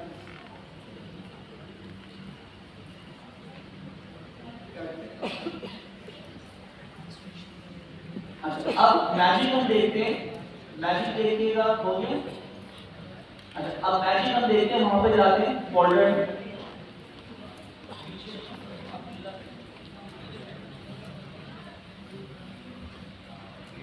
अच्छा, अब जादू आपने देखा, जो आपने वेबसाइट बिल्कुल फर्स्ट टाइम बनाई थी, सिर्फ वो फाइल और वो चीजें शो हुई। अच्छा, फिर मैजिक देखते हैं कि इसके बाद जो हमने काम किया था, हमारे पास दोस्तों जितने भी हमने कमेंट किए उनकी हिस्ट्री आ रही थी GitHub.com पे, या फिर जो आपके गेट बजट कंट्रोल सिस्टम है वहां पे। तो अच्छे बात कौन सी हिस्ट्री गायब हो जाती है, तो हम क्या करते हैं, हम जुपिटर नोटबुक तो इसके ऊपर जाते हैं GitHub.com के ऊपर, और यहाँ पे देखिए आपने टोटल जो कमेंट किए हैं, जैसे मैं वेब खोलते हैं तो ऊपर लिखे हुए आ जाते हैं राइट साइड के ऊपर नंबर ऑफ कमेंट्स है। इसके ऊपर अगर आप क्लिक करें तो कमेंट की हिस्ट्री आपके पास आ रही है। अब आपको जिस कमेंट को भी वहां पे चेक करना है, कोड देखना है, तो राइट साइड पर थोड़ा सा हम जाते हैं। जैसे कि हम जाते हैं जो हमने लॉगिन सिस्टम बनाया, लॉगिन सिस्टम की कमेंट की डिटेल आ गई दोस्तों, ये तो इसका जो कमेंट का कोड है उसका जो हैश है जो उसकी हिस्ट्री मेंटेन करता है वो आपने कॉपी कर लिया। अच्छा, कॉपी करने के बाद आप VS कोड पे आ जाए। VS कोड पे मैं जो आपकी VS कोड पर फोल्डर पर कंट्रोल J करके हम टर्मिनल खोलते हैं, और यहाँ पे लिखते हैं गेट चेक आउट स्पेस, और वो जो आपने कॉपी किया यहाँ पे पेस्ट कर दिया। अच्छा, मैजिक देखिएगा क्या हुआ, जैसे हमने चेकआउट किया एक फोल्डर उसका वो ऐड हो गया, और उस वक्त की जो चीज है जरा लॉगिन के बटन में दिखाएं, लॉगिन कैसे क्या देखा, देखें वो फोल्डर में ऐड हो गया। फिर लास्ट वाला हमने जो साइन अप बनाया था वहां पे जाके उसका कमेंट जो हैश वो कॉपी किया। तो अब मैजिक देखिएगा, गेट चेक आउट एंटर, आप देखें लेफ्ट साइड के ऊपर साइन अप का फोल्डर भी ऐड हो गया। इवन जो आपने फाइल खोली थी login.py में एक एडिशनल लाइन भी आपने लिखी थी, तो जरा अंदाजा लगाएं कि आप लाइक अपने फोल्डर से जो भी काम करते हैं, कोई फाइल ऐड की, कोई पिक्चर ऐड की, कोई URL ऐड किया, कोई टेक्स्ट फाइल बनाई और फाइल में चेंजेस किया, कोई वीडियो रखी, आप फोल्डर के अंदर जितने भी काम करते हैं उस वक्त जब आप उसको कमिट करवाते हैं वो सारी चीजें अपने पास सेव करते हैं, और उसको आप कहते हैं 10 साल पहले जो मैंने फोल्डर बनाया था उसमें क्या क्या चीजें मुझे शो करो, 3 साल पहले जो काम किया था वो शो करो, या मैंने लॉगिन सिस्टम बनाया था, साइन अप सिस्टम बनाया था। तो इतनी इंपॉर्टेंट चीजें एक सिंगल फोल्डर के अंदर आपकी सिर्फ मर्जी की वही चीज जो 6 साल पहले थी वो लाके आपको दे, जो लाइक आप यकीन नहीं कर सकते यार कैसे पॉसिबल है। इतनी चीजों को याद रखना, एक एक लाइन एक एक डॉट जो कि आपने 6 साल पहले किया, सिर्फ वही फाइल वही कोड वही लाइन आपको शो करता है, बाकी चीजें हाइड हो जाती है। और जब भी आप अपने करंट डेटा के ऊपर आना चाह रहे हैं, उस कोड पे आना चाह रहे हैं, तो वो चेकआउट करके आप आ जाए। तो ये बेनिफिट्स आपके गेट वर्जन कंट्रोल सिस्टम के। मैजिक आप देख रहे हैं कि जिस चेकआउट पे आप करते हैं सारी चीजें खुद ब खुद गायब हो जाती हैं, सिर्फ उस वक्त की चीजें नजर आती हैं जो आपने उस वक्त रखी। तो आपके फोल्डर मैनेजमेंट हो लिए, फाइल मैनेजमेंट हो लिए, कोड मैनेजमेंट हो लिए, सब कुछ ये खुद करे और ये काम इतना आसानी और फ्री में करे। इस तरह के सॉफ्टवेयर अगर आप लोग बनाते बताइए कितने में सेल करेंगे आप लोग सोचिए। और ये ओपन सोर्स कर दिया कम्युनिटी को, ठीक है। तो ये पैरामीटर्स है चलाइए। तो उसी तरीके से जुपिटर नोटबुक यकीनन घर पे जाके आप लोगों ने चला ली होगी, कुछ लोगों से नहीं चली होगी। कितने लोगों ने जुपिटर नोटबुक लास्ट क्लास में चला ली या अब तक चला ली? कुछ लोग सर ये आज दोबारा करवाएं। इस क्लास से पहले कोई दोबारा बता लेते। अच्छा, हमारे पास सबसे पहले तरीका वही है कि हम एक नया फोल्डर बनाते हैं, प्रोजेक्ट के लिए क्रिएट करते हैं, न्यू डॉक्यूमेंट और एक डॉकर फाइल बनाते हैं। अच्छा, अब मैनुअल काम करते हैं। आप जो hello world.py वाली फाइल बनाते थे उसी सेम प्रोसेस से वही सेम कंटेनर आप बनाते हैं, उसमें जाके जुपिटर नोटबुक वगैरह ऐड कर देते हैं। या मुख्तलिफ हमारे पास तरीके हैं, या जुपिटर उसके ऊपर आए चैट के ऊपर और उससे हम लिखवाते हैं, अलग अलग लिखते हैं, क्योंकि हर दफा वो आपको नई चीजें लिख के देता है, तो जो लिख के देगा हम उसको फॉलो करेंगे। चैट जीपीटी पे जाए और यहाँ पे हम लिखते हैं टास्क को समझे आप अपने मुताबिक। मैं चाह रहा हूँ जुपिटर नोटबुक का हेलो वर्ल्ड डेफ कंटेनर के अंदर, जिसके अंदर पाइथन का टाइप चेकर इस्तेमाल हो, जैसे कि मायपाई या पाइथन।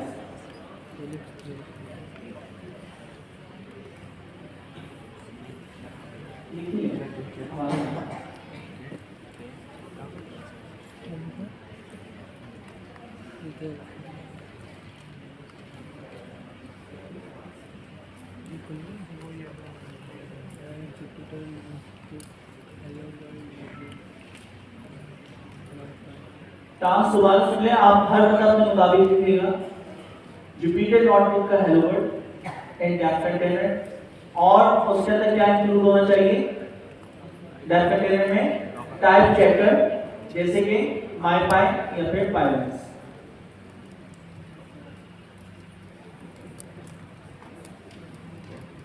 हर बंदा अपने मुताबिक लिखे, क्योंकि मजा जब भी आएगा ना जब आप इसके इंस्ट्रक्शन को फॉलो करते हैं खुद बनाएंगे। क्योंकि लास्ट टाइम हमने देखा है कि जनरेटिव एआई से काम करवाना है, लॉजिक सब कुछ वो लिखेगा, आपने सिर्फ प्रॉम्प्ट देना।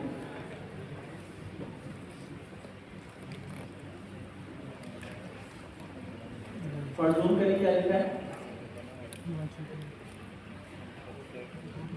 अच्छा, हमने कहा write Jupyter notebook hello world using dev container include Docker file and type checker like mypy. अच्छा, मुख्तलिफ तरीकों से आप किसी भी तरह से लिखते हैं तो आप अपना मैसेज इसको दीजिए। अब इसने जो चीजें हमें बताई हैं वो फॉलो करेंगे। सबसे पहले फोल्डर बना लेना, उसमें चले जाना। ये तो हमने बना लिया, नॉर्मल फोल्डर बना लें या सीएमडी की मदद से बना लें। तो हम एक फोल्डर बनाते हैं,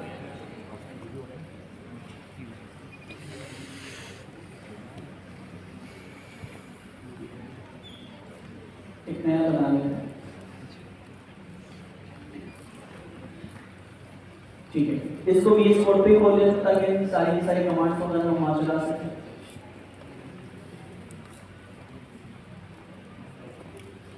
ओके, एड्रेस बार पे ये कोड लिखें या ऐसे खोल लें, मुख्तलिफ तरीके। अच्छा, अब वहां पे जाके देखते हैं पहली चीज उसने क्या फोल्डर बनाए, फोल्डर के अंदर हम आ गए। सेकंड चीज कहता है कि डेफ कंटेनर्स की कॉन्फ़िगरेशन करनी है। आपको एक फोल्डर बनाना होगा जिसका नाम क्या होगा? Dev container, dot dev container. ये हिडन फोल्डर्स होते हैं। तो फोल्डर के बटन पे क्लिक किया, एक फोल्डर हमने बनाया, एंटर। तो नेक्स्ट वाली टास्क देखते हैं। ये कहता है इसमें एक फाइल बनाओ डेफ कंटेनर डॉट जेसन। तो उसी फोल्डर में जो भी आपने बनाया है वहां पे हम जाते हैं और यहाँ पे एक न्यू फाइल बनाते हैं जो कि जेसन की फाइल है। उसके अंदर न्यू फाइल पे क्लिक किया, आपकी फाइल है। फिर वहां पे आते, ये कोड इन्होंने दिया हुआ सिंपल सा, इस कोड को as it is copy paste करते हैं और यहाँ पे आके जेसन जो डेफ कंटेनर जेसन है वहाँ पे पास कर देंगे। अच्छा, इस कोड के अंदर अगर हम देखें, ये कह रहा है कि आप जो इस फाइल की मदद से डेफ कंटेनर बनाएंगे उसका नाम क्या होगा, तो आपने कहा जुपिटर कंटेनर। दूसरी लाइन नंबर 3 में आप देखें, आपकी जो फाइल जो इमेज बनेगी या कंटेनर बनेगा, क्योंकि आपको पता है डॉकर फाइल से बनता है, तो वो फाइल का पाथ यहाँ पे लिखा हो। फाइल का पाथ क्या है, ये कह रहा है कि यहाँ पे रखना चाहो, इसी के अंदर लगाना चाहो, या आपने 2 डॉट देके बैक कर दिया, इसका मतलब है कहाँ मिलेगा, रूट पे, तो 2 डॉट स्लैश लगा दिया, इसका मतलब है एक फोल्डर पीछे। आपकी ये फाइल डॉट डेफ कंटेनर के अंदर है, इसको जो फाइल मिलेगी वो कहाँ पे मिलेगी, डॉकर फाइल, एक फोल्डर बाहर जाए, तो एक बैक करने का आपने तरीका बताया। फिर दूसरी चीज आपने ऐड करी है लाइन नंबर 5 में, पाइथन की इंटेलिजेंस। फिर एक और चीज आप लोग लाइन नंबर 6 में ऐड कर रहे हैं, और वो क्या है आपके पास, मायपाई। तो मायपाई और एक्सटेंशन, आपको याद है एक्सटेंशन से जाके आप चीजें ऐड करते थे, तो मैनुअली जो आप एफर्ट्स करते थे आपके लिए कर देगा। फिर सेटिंग्स में जाके हम चीजें एनेबल भी करते थे, आपको याद होगा सेटिंग की जेसन फाइल में गए थे और वहां से पाइथन वगैरह एनेबल किया था, तो ये सेटिंग्स में जाके वाला काम भी कर देंगे। फिर नेक्स्ट वाला काम जो है आपकी पॉज कमांड, ये जब कंटेनर चल जाएगा तो requirement.txt की फाइल होगी जिसमें हम पैकेजेस के नाम लिखते हैं, उसे इंस्टॉल कर देगा। फिर इंस्टॉल -r requirement.txt, तो आपके बहुत सारे पैकेज होते हैं, numpy, pandas, jupyter notebook, वो इसके तहत इंस्टॉल कर सकते हैं। सबसे इंपॉर्टेंट चीज यहाँ पे आ रही है लाइन नंबर 13 के अंदर, पोर्ट। देखिए लिनक्स का एक कंप्यूटर जो कि कंटेनर के लिए है, और एक आपकी विंडो ऑपरेटिंग सिस्टम में, ये 2 कंप्यूटर। आप क्या चाह रहे हैं, कंप्यूटर 1 यानी लिनक्स में जाके उससे कम्युनिकेशन करें। आपका जो जुपिटर नोटबुक चलेगा वो किस में चलेगा, लिनक्स में। तो लिनक्स का एक सर्वर है और उसकी सर्विस जो हम इस्तेमाल कर रहे हैं, VS कोड जो चला रहे हैं हम विंडोज पे चला रहे हैं, तो 2 कंप्यूटर आपस में बात करेंगे। तो कंप्यूटर जो आपस में बात करते हैं, आपको पता है नेटवर्किंग होती है। नेटवर्किंग में पोर्ट बहुत इंपॉर्टेंट है। पोर्ट क्या होती है, जैसे कि मैंने पोर्ट यहाँ पे एक्सपोज की है। पोर्ट का मतलब क्या है, देखिए जैसे कि कासिम एक सर्वर है, आप इस वक्त सर्विसेज क्या कर रहे हैं, अवेल कर सारे क्लाइंट कासिम से या जो भी आपके टीचर से कनेक्ट होते हैं। कासिम एक सर्वर है, वो आपको सर्विसेज दे रहा है, लाइक लिनक्स का कंटेनर जुपिटर नोटबुक। कासिम के पास मुख्तलिफ पोर्ट्स होते हैं। पोर्ट्स क्या है, मुख्तलिफ काम करने के लिए मुख्तस चीज, यानी वो आपके पास प्रोटोकॉल बात है। तो प्रोटोकॉल में क्या है, कासिम के यानी वो बोल सकता है, कासिम सुन सकता है, कासिम लिख सकता है। तो आपके पास 4-5 सर्विसेज हैं, तो आप कौन सी सर्विस कासिम की कॉल करना चाह रहे हैं, तो पोर्ट हम उसके लिए फिक्स कर देते हैं कि भाई 888 का 4 टाइम ऐड जो है ये पोर्ट इस्तेमाल होगी जुपिटर नोटबुक के जो ब्राउजर के ऊपर वर्जन चल रहा होगा उसको देख सकते हैं। इसी तरह हो सकता है उसके अंदर .py की फाइल चलती है, हो सकता है उसमें प्रिंटिंग की भी सर्विस हो सकता है उसमें कोई मैसेज सेंड करने की, किसी डेटाबेस से सेव करवाने की सर्विस हो। तो कोई भी चीज जो मुख्तलिफ पोर्ट्स के ऊपर हम सर्विसेज को एक्सपोज कर सकते हैं। तो आपने पोर्ट जो है डिफॉल्ट पोर्ट टाइम 8 वो यहाँ पे क्या करिए, एक्सपोज करवा। आप दूसरी पोर्ट भी कर सकते हैं, लेकिन हमने स्टैंडर्ड पोर्ट किए और उसके बाद VS कोड हम क्या कर रहे हैं, रिमोट के तौर पे इस्तेमाल कर रहे हैं। इतनी सी कॉन्फ़िगरेशन से अब नेक्स्ट वाला पार्ट करते हैं। अब हमें बनानी है डॉकर फाइल। तो डॉकर फाइल अब कहाँ बनानी है, उसने बात कहा था कि डेफ कंटेनर के अंदर ही बनाओ, लेकिन हम कहाँ बनाएंगे, मैक रेपो में। तो मैक रेपो में हम आते यहाँ पे, ठीक है, डॉकर फाइल डी कैपिटल और डॉकर फाइल आपने लिखा एंटर, और उसके बाद डॉकर फाइल के अंदर वो code as it copy paste.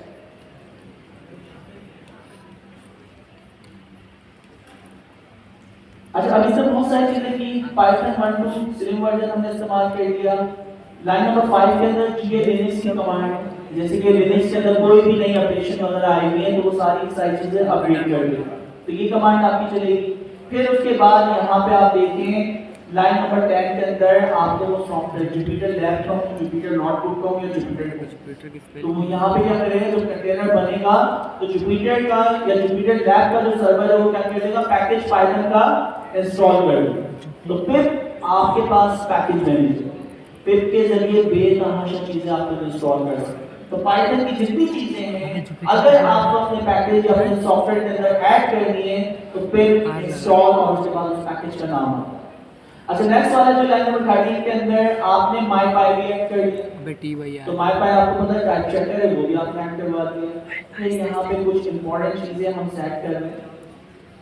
Arguments जो आपके जब ये रूट के ऊपर चलेगा तो ये आपने यूजर आईडी वगैरह चीजें सेट कर दी। ये डिफॉल्ट हम इसको कॉपी पेस्ट कर रहे हैं, इसके ऊपर हम डिस्कस नहीं कर रहे। अच्छा फिर क्या होगा, फिर दोबारा से हमने चीजें अपडेट की, इको वगैरह चीजों को अपडेट करवाया है, यूजर नेम इस्तेमाल किया है और डिवाइस का नेम। लेट्स सी क्या होगा, जो इसने चीजें हमें बताई वो चीजें हम इस्तेमाल करेंगे। अब क्या करना है दोस्तों, requirement.txt की फाइल भी इसके बराबर में बनाते हैं, डॉकर फाइल के बराबर में। एक नई फाइल जो स्टेप में कह रहा हूं फोल्डर फॉलो बना रहे हैं, नया एरर आएंगे तो पता चलेगा। फोल्डर बना जैसे हमने कहा लर्निंग आपकी स्टार्ट ही जब होती है जब एरर्स आते हैं। डॉट यहाँ पे आप पैकेज के नाम लिख सकते हैं, लेकिन उसने कहा है कि हमें कौन सा पैकेज यहाँ पे इंस्टॉल करवाना है, माईपाई। तो आपने एक ही पैकेज का नाम लिखा हुआ, यहाँ पे 10 पैकेज के नाम लिख सकते हो। और क्या चीजें कंट्रोल एस, हर चीज में कंट्रोल एस करके जाना है। फिर नेक्स्ट देखते हैं। उसके बाद ये कह रहा है कि आपकी जुपिटर नोटबुक भी यहाँ बनाने को कह रहा है। तो जुपिटर नोटबुक जो है ये वहाँ पे बनाएगा, ठीक है, भी बना देते टच की कमांड, ठीक है, टच के जरिए में बना सकते थे या डायरेक्टली खुद बना। परफेक्ट। इसके अंदर आप प्रिंट हेलो वर्ल्ड लिखना चाह रहे हैं, जो भी लिखना चाह रहे हैं, इन्होंने नीचे कोड दिया हुआ है, इस कोड को हम लेके कॉपी पेस्ट सिंपल यहाँ पे रख देते हैं। और क्या स्टेप 5 में डेफ कंटेनर आप लोड कर दें। तो डेफ कंटेनर लोड करना आपको आता है, जब साइज क्लिक कर दी आपने जाना रिमोट के ऊपर, रिमोट एक्सप्लोर प्लस के बटन पे आ गया। अब वहाँ से कॉपी कर रहा है। मेरे पास प्लस का बटन आ रहा है, फर्स्ट टाइम का आपके पास दूसरा ऑप्शन आ रहा होगा ब्लू कलर का बटन, ओपन कंटेनर है, तो एक ही बात है, ठीक है। अच्छा डिफॉल्ट जो चीज जा रही है, पहला ऑप्शन आया है जो भी हमने कहा ओपन करंट फोल्डर इन कंटेनर, क्लिक।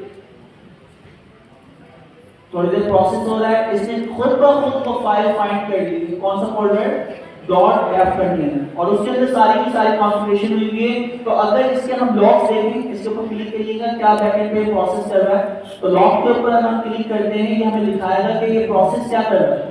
तो ये सारे के सारे लॉग्स आप देख सकते हैं, नीचे आपको दिखा रहा है कि क्या क्या। सबसे पहले देखो पाइथन 3.1 को इंस्टॉल कर रहा है, बैकएंड के ऊपर लिखता, वो बताता जा रहा है कंसोल में कर क्या रहा है।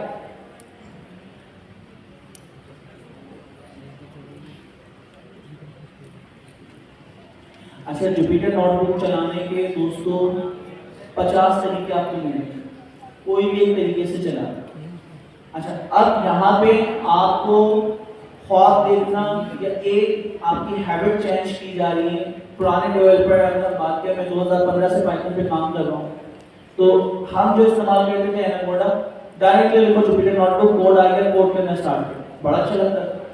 फिर पाइथन डायनामिक लैंग्वेज थी, उसकी टाइप वगैरह बताने में बहुत मेहनत लगती है, हम बताते ही नहीं, हम बोले डायनामिक है जल्दी से काम हो जाता है। तो अभी भी बहुत सारे लोग यहाँ पे बैठे हैं जिन्होंने पाइथन की भी है, बोले डायनामिक उसके बेनिफिट्स हैं, टाइप हिट्स करने का फायदा है, वो इसी के ऊपर रहेंगे और वो टाइप हिट्स को अपनाएंगे भी नहीं, ठीक है।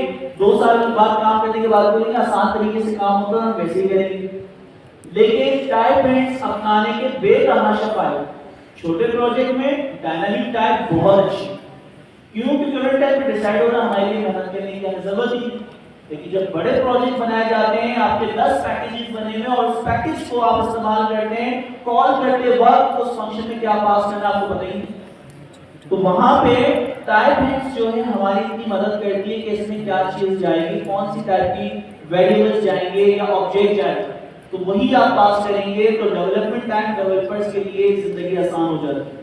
तो टाइप हिट्स या टाइप चेकर जो है वहां पे हमारी मदद करते हैं। फिर उसके बाद हम जो बात कर रहे हैं डेफ कंटेनर हम इस्तेमाल कर रहे हैं, जुपिटर नोटबुक चला रहे हैं, तो भाई अगर आपसे नहीं चलती, सिंपल आप जुपिटर नोटबुक जो है गूगल कोलैब की इस्तेमाल कर सकते हैं, लेकिन आप इसके अलग अलग एप्लीकेशन बनाने वाले हैं, आप माइक्रो सर्विस आर्किटेक्चर के ऊपर काम करने वाले लोग बनेंगे।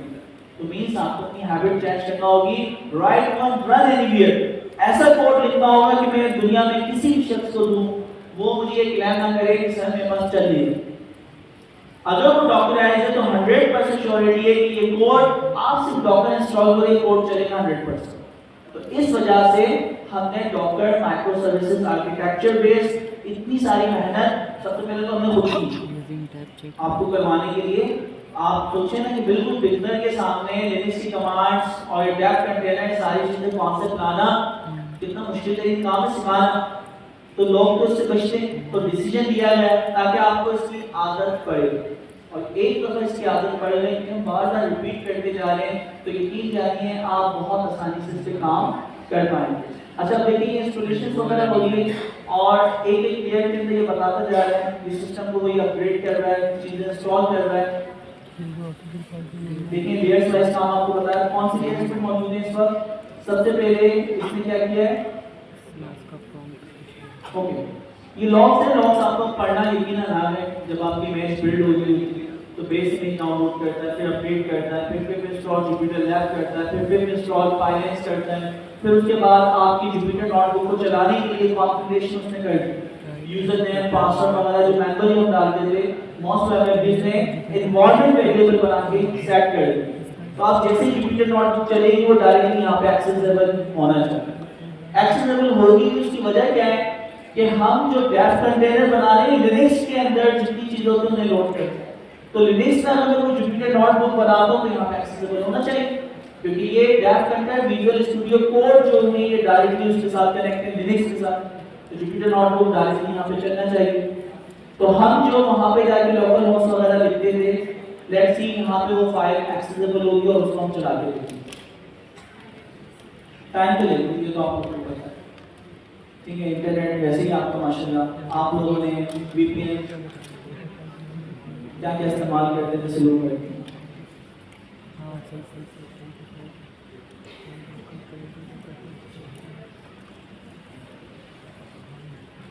अच्छा जुपिटर नोटबुक की जब तक ये इंस्टॉलेशन होती है, जुपिटर नोटबुक की कुछ खासियत और कुछ असर भी, फायदे भी हैं और नुकसान भी हैं।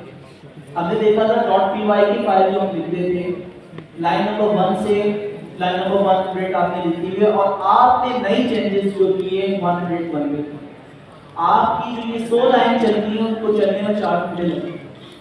आपने उस लाइन नंबर 101 में चेंजेस किए, लेकिन 101 की चेंजेस देखने के लिए कि वाकई काम कर रही है या नहीं, आपको शुरू से लाइन नंबर 1 2 3 4 5 6 7 8 9 और 100 तक की लाइन चलाना पड़ेगी। और उसको चलने में कितना टाइम लगेगा दोस्तों, लाइक आपके 4 घंटे। तो 4 घंटे सिर्फ एक छोटी सी चेंजेस देखने के लिए आपको 4 घंटे दोबारा कोड चलाना पड़ेगा। ये किसका था, .py का काम, क्योंकि इंटरप्रेटेड लैंग्वेज है, हर दफा लाइन बाय लाइन कोड चलता है। तो ना चाहते हुए भी अगर .py की फाइल होगी तो सारा कोड आपको चलाना पड़ता है। एडवांस हमारे पास डेटा साइंस के प्रोजेक्ट से हमने काम करने के लिए जुपिटर नोटबुक बना के दी। जुपिटर नोटबुक का सबसे बड़ा फायदा कि आप ग्रुप ऑफ चंक या चंक ऑफ कोड चला सकते हैं। चंक ऑफ कोड का मतलब है ग्रुप्स ऑफ लाइंस। तो जो भी ग्रुप्स ऑफ लाइन है जो आपको सही लग रही है वो यहाँ पे आप चला सकते हैं। तो आप चाह रहे हैं शुरू की 100 लाइनें चल गई, नई वाली जो लाइन थी 101 उसमें एक नए सेल में कॉपी पेस्ट करें वो इंडिविजुअल चलेगी। तो जो काम पहले से चला हुआ है वो ऑलरेडी आपका चल जाएगा, और जो नया काम हुआ है सिर्फ और सिर्फ वो नया काम जो है आप चला सकते हैं।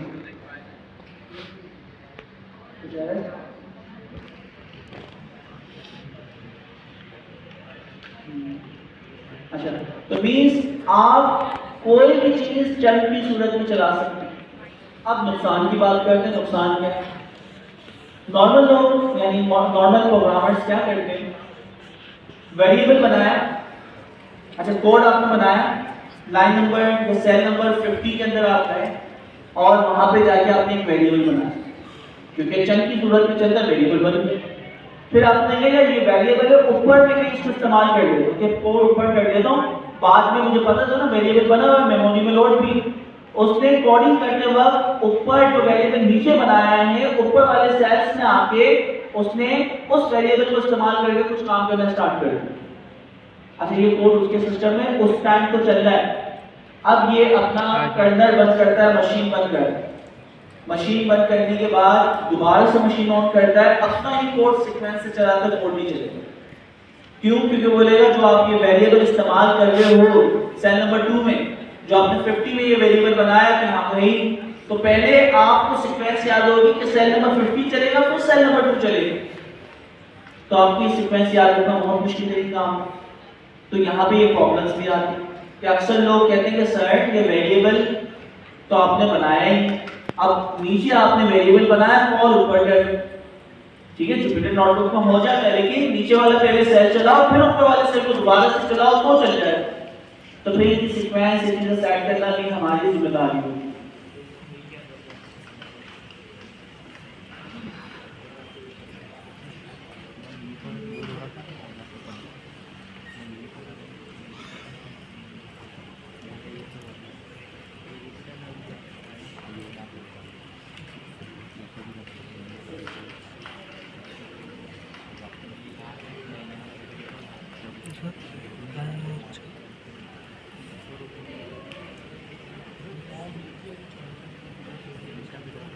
ब्राइटनेस बढ़ा दो ना।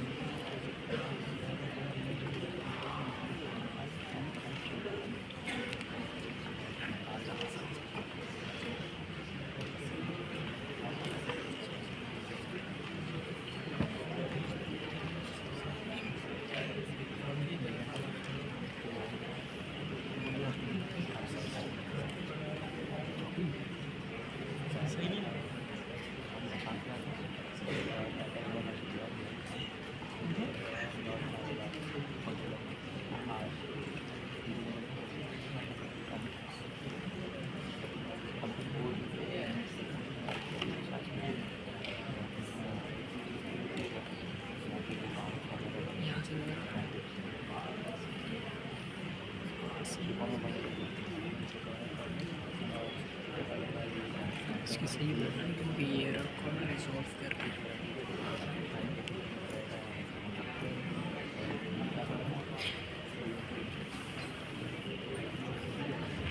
एरर है ही ना, एरर क्या नहीं है। फिर ये क्या चैट जीपीटी ने कोड दिया तो कहाँ से एरर आएगा? नहीं हो रही थी नॉर्मल पे, पता नहीं क्या कर रहा है।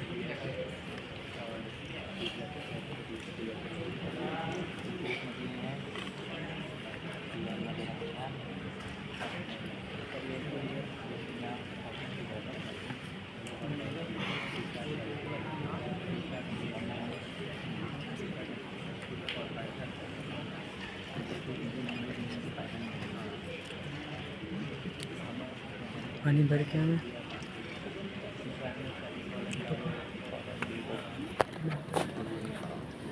और फिर तो जुपिटर नोटबुक के फायदे हमें पता चलते हैं कि हम अपने कोड को चंक की सूरत में चला सकते हैं। अच्छा, जब तक ये चीज़ें हो रही कुछ चीज़ों पर डिस्कस करेंगे। आज की क्लास में हम जो कवर करने वाले हैं उस टॉपिक के ऊपर बात करते हैं। पाइथन के अंदर हमने चीज़ पढ़ी थी कि पाइथन के अंदर हर चीज़ एक ऑब्जेक्ट, ठीक है। रियल वर्ल्ड में हमने सबसे पहले ऑब्जेक्ट को समझा कि यहाँ पे जितने लोग बैठे हैं हर बंदे की तमाम के तमाम मेथड्स और एट्रीब्यूट्स याद करना इंसान के लिए नामुमकिन सी बात है, ठीक है। कि मैं कह रहा हूँ यहाँ जितने लोग बैठे हैं, अमीन, कासिम, सारे नाम, उन सबके जितने लोग बैठे हैं सबके नाम, सबके मेथड्स और एट्रीब्यूट। मेथड्स क्या होते हैं? जो एक्शन को परफॉर्म करते हैं, और एट्रीब्यूट क्या होते हैं? जिसमें कोई एक्शन नहीं होता लेकिन उसके अंदर कोई ना कोई वैल्यू स्टोर होती है। तो अब क्या होगा कि इतनी सारी चीजें सामने के लिए याद रखना नामुमकिन बात है। तो दोस्तों साइंटिस्टों ने क्या किया कि आपके क्लासिफिकेशन आपको करेंगे। रियल वर्ल्ड में जितनी भी चीजें थी उनकी एक क्लास बना दी। जो एक जैसे ग्रुप के लोग थे, एक जैसे कैरेक्टरिस्टिक रखते थे, उनका एक ग्रुप बनाया और उसको एक क्लास का नाम दिया। लाइक यहाँ जितने लोग बैठे हैं मेल क्लास और फीमेल क्लास से बिलोंग करते हैं, तो हमारे पास 2 क्लासेस मौजूद हैं, मेल और फीमेल। अब जितने भी यानी आपके मेथड्स और एट्रीब्यूट्स हैं वो जनरल पर्पस सब में से हर इंसान जो मेल क्लास से बिलोंग करता है, लाइक कासिम या अमीन जैसा इनाम, बोल सकते हैं, चल सकते हैं, खा सकते हैं, फिर सकते हैं। मेल और फीमेल के अंदर कुछ हमारे मेथड्स क्या है सिमिलर हैं और कुछ हमारे मेथड्स और एट्रीब्यूट क्या हैं अलग हैं। तो ये आपके पास क्या है क्लासिफिकेशन है। तो रियल वर्ल्ड में जिस तरह हम चीजों को क्लासिफाइड करते हैं, क्लासेस बनाते हैं, इसी तरह प्रोग्रामिंग की दुनिया में भी क्लासेस बनानी है। और किसी भी क्लास का जो ऑब्जेक्ट हम बनाएंगे, इंस्टेंस हम बनाएंगे, जैसे हम कहते हैं मैथ क्लास, भाई मैथ क्लास होती है लेकिन मैथ क्लास का ऑब्जेक्ट यहाँ पे कोई ना, हम कहते हैं यहाँ पे लाइक कैट क्लास। तो मुझे बताएं यहाँ पे कैट क्लास का कोई ऑब्जेक्ट दिख रहा है आपको? एलिफेंट क्लास, उस क्लास का कोई ऑब्जेक्ट दिख रहा है यहाँ पे? तो ऑब्जेक्ट अगर मौजूद है, देखिए जनरल पर्पस क्लास मौजूद है कि एनिमल क्लास है, प्लांट क्लास है या फिर लेपर्ड क्लास है, लॉइन क्लास है, तो जो भी आपकी क्लासेस हैं वो क्लासेस मौजूद हैं, वो ब्लूप्रिंट है। जब आप उस ब्लूप्रिंट का रियल वर्ल्ड ऑब्जेक्ट बनाते हैं, वो ऑब्जेक्ट वहां पे मौजूद हो, आपके प्रोग्राम में मौजूद हो, उसे हम क्या कहते हैं ऑब्जेक्ट। ठीक है, उस क्लास का लाइक इंस्टेंस मौजूदगी अगर आपके पास मौजूद होगी, उस चीज को हम क्या कहते हैं ऑब्जेक्ट। तो ऑब्जेक्ट किसी ना किसी क्लास से बिलोंग करता है। तो क्लास हमारे पास सबसे इंपॉर्टेंट है और हर क्लास से जो ड्राइव होता है या इंस्टेंस बनाया जाता है वो क्या कहलाता है? ऑब्जेक्ट कहलाता है। ठीक है, तो क्लासेस जो मेल और फीमेल क्लासेस की हज़रत आदम अलैहिस्सलाम से लेके चली हुई आ रही, लेकिन इंस्टेंस जो अभी मौजूद हैं कासिम या अमीन, ये इस दौर में या इस वक्त प्रोग्राम में मौजूद। तो ऑब्जेक्ट बनते हैं, ऑब्जेक्ट डिस्ट्रॉय भी होते हैं, वो सारी चीजें जो रियल वर्ल्ड में होती हैं वो सारी चीजें यहाँ पे होती हैं। अच्छा, ये बन के दोबारा ये क्या हो रहा है? टर्मिनेट हो रहा है। अच्छा, वैसे इंटरनेट के एरर्स तो हम लोगों की कॉमन एरर्स होंगे, तो ये एरर बोर्ड से देख लें, इसके बाद आगे इंटरनेट क्या होगा। ठीक है, दोबारा चलाते हैं, कोई देखिए हिम्मत नहीं आ रही, एक दफा चलाया, 2 दफा चलाया, 3 दफा चलाया, जब तक चलेगा नहीं हम चलाना। अच्छा, आप में देख सकते हैं वैसे लोग जो 2005-7 वाला इंटरनेट यूज कर चुके हैं, 2005 वाले हम बैठते हैं गेम में भी खेलते हैं, अच्छा हाथ अंदाजा वाला टेंशन नहीं होगी।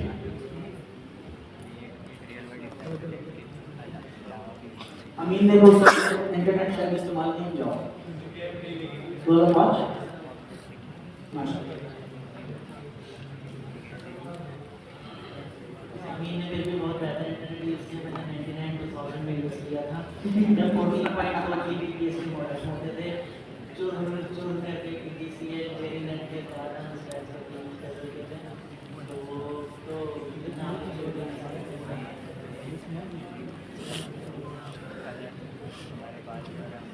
अच्छा, तो दोस्तों हमें पता चला पाइथन के अंदर कोई भी चीज जो हम बनाएंगे वो क्या होगी? ऑब्जेक्ट होगी। अगर वो ऑब्जेक्ट है इसका मतलब है उसकी बैकएंड पे कोई ना कोई क्या होगी? क्लास होगी।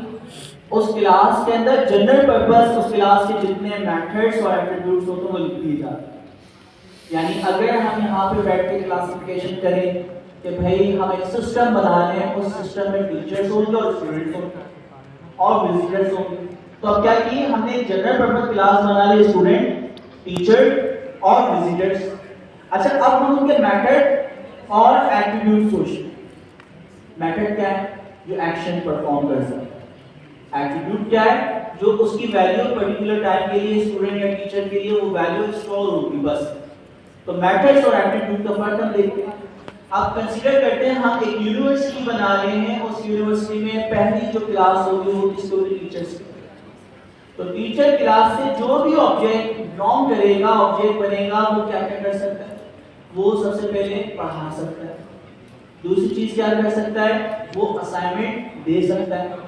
तीसरी चीज क्या करेगा? वो असाइनमेंट चेक करके नंबर असाइन कर सकता है। चौथी चीज क्या करेगा? वो फाइनल ग्रेडिंग दे सकता है। अच्छा, अब वो सारी की सारी चीजें जो टीचर कर सकता है वो उसके क्या है? एक्शन जहां परफॉर्म हो, जिससे करने के कोई ना कोई एक्शन होता है, कोई ना कोई चेंजेस होती हैं, वो एक्शन। तो कोई ना कोई जहां पे चेंजेस होगी, एक्शन परफॉर्म होगा, वो क्या होंगे? मेथड्स। अच्छा, इसी तरह टीचर जो होगा उसके कुछ एट्रीब्यूट्स होंगे। एट्रीब्यूट्स क्या है? टीचर की आइडेंटिफिकेशन के लिए इस्तेमाल हो, कोई एक्शन नहीं। टीचर नंबर 1 2 3 इसमें कोई एक्शन तो नहीं। उसके बाद क्या होगा? उसकी एजुकेशन। तो इसके अंदर कोई एक्शन परफॉर्म नहीं हो रहा, सिर्फ उससे क्या वैल्यू स्टोर हो रही है, उसकी एजुकेशन क्या है, उसका फादर नेम क्या है। इस तरह करते हुए बेतहाशा चीजें हो सकती हैं जो कि उसके एट्रीब्यूट्स हो सकते हैं। यही सेम चीज अगर स्टूडेंट पे आ जाए, स्टूडेंट होगा, स्टूडेंट के मेथड्स क्या हो सकते हैं? वो पढ़ने आएगा, पढ़ेगा। पढ़ने के लिए एक सिस्टम है, तो लॉगिन सिस्टम हो, जैसे कि जूम पे लॉगिन होते हैं, किसी भी चीज पे लॉगिन होते हैं। फिर क्या होगा? उसे असाइनमेंट दिए जाएंगे, तो असाइनमेंट करने के बाद उसे सबमिट करवाने, कहां से असाइनमेंट मिलेंगे और कहां पे सबमिट करवाए, तो वो सारे के सारे एक्शन हम देखेंगे और हम एक क्लास में लिखते जाएंगे।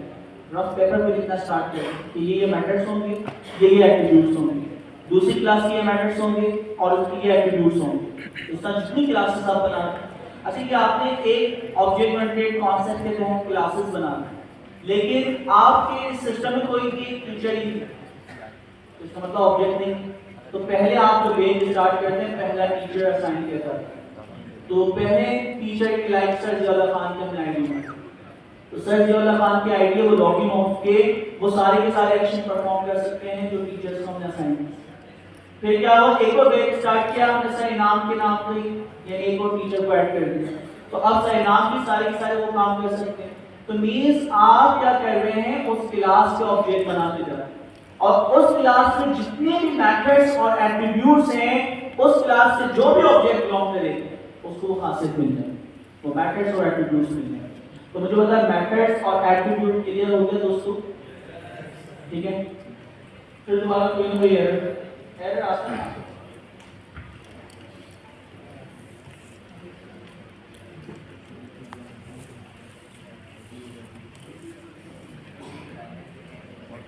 और कोई अपडेशन नहीं की आइडिया डॉक्टर फाइनेंशियल वो अपडेट सकती है कमांड से होता है।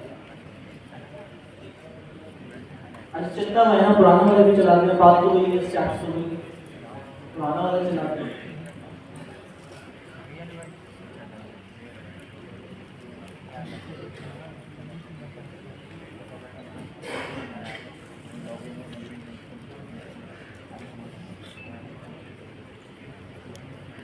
आज जो हम डिस्कस करने वाले हैं पाइथन के अंदर ऑब्जेक्ट को, बहुत सारे ऑब्जेक्ट्स हैं, बहुत सारे क्लासेस हैं।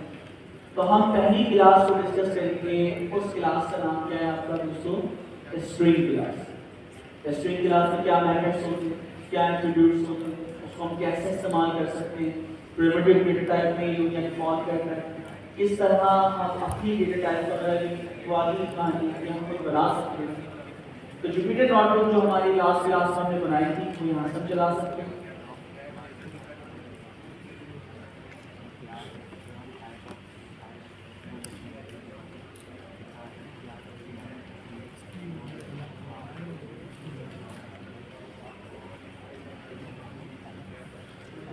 कहीं ना चलेगी तो हम कहाँ चलाएंगे? गूगल पर, ठीक है? मोड चलना चाहिए लार्ज में हमारे।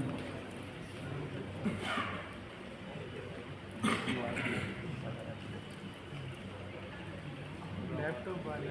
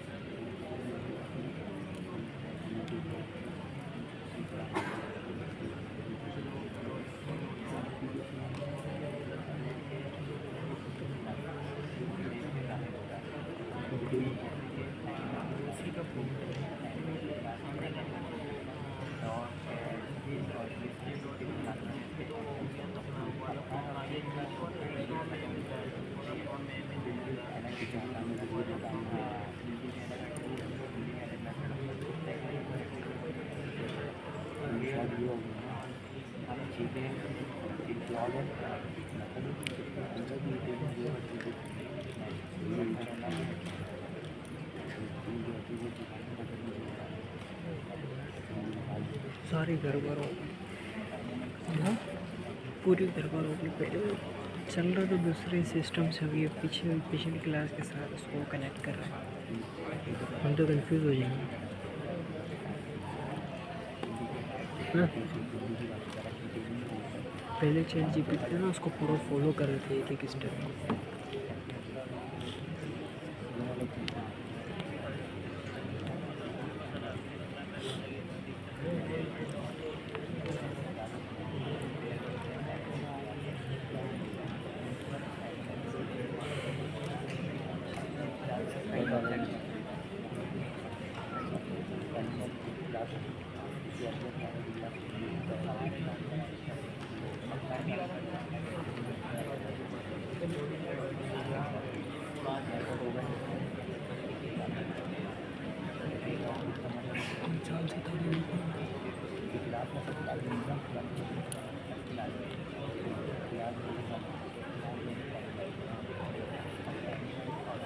गेम खेलना और कुछ नहीं किया है।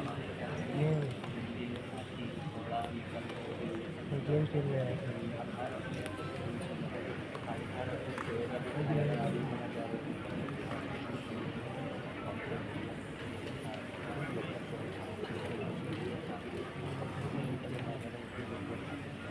ओके दोस्तों, अच्छा जुपिटर नोटबुक पैसे चलाई तो लास्ट क्लास में हमने की थी, कुछ नहीं किया।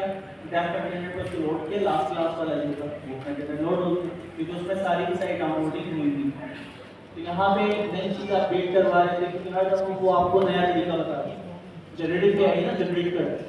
तो हर दफ़ा आप कोई भी टॉपिक पूछते हैं उसको बताने का तरीका उसका क्या होगा, अलग हो, चेंजेस कर देगा कुछ ना कुछ। तो जनरेटिव एआई, इसलिए प्लेजरिज्म वगैरह भी नहीं आता। हाँ ये आ जाता है जनरेटिव एआई ने जनरेट किया, प्लेजरिज्म नहीं, क्योंकि वो कंटेंट बिल्कुल न्यू जनरेट हो गया। अच्छा अब क्या हुआ दोस्तों, यहाँ पे हमने हेलो वर्ल्ड कर दिया, प्रिंट हेलो वर्ल्ड, जो कि बहुत आसान है जुपिटर नोटबुक के इंटरफेस के ऊपर। अब इसकी पावर हमने ऑलरेडी देखी। हम क्या करते हैं, VS कोड के ऊपर भी हम जुपिटर नोटबुक को ओपन कर सकते हैं। तो आप जो VS कोड खुला हुआ है, कंटेनर डेफ कंटेनर खोला है, वहीं का आइएगा VS कोड पे, ठीक है। ये कंटेनर फाइल सिस्टम पे है, लेफ्ट साइड पे। या कौन सी फाइल खोली हमने भी वहां पे, अनटाइटल्ड।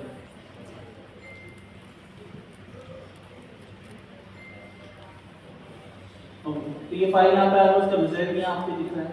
अच्छा इसको जब मैं यहाँ से चलाऊंगा, यहाँ पर टर्मिनल अगर हम खोलते हैं, टर्मिनल किसका खुला हुआ है, डेफ कंटेनर यानी लिनक्स का खुला हुआ है।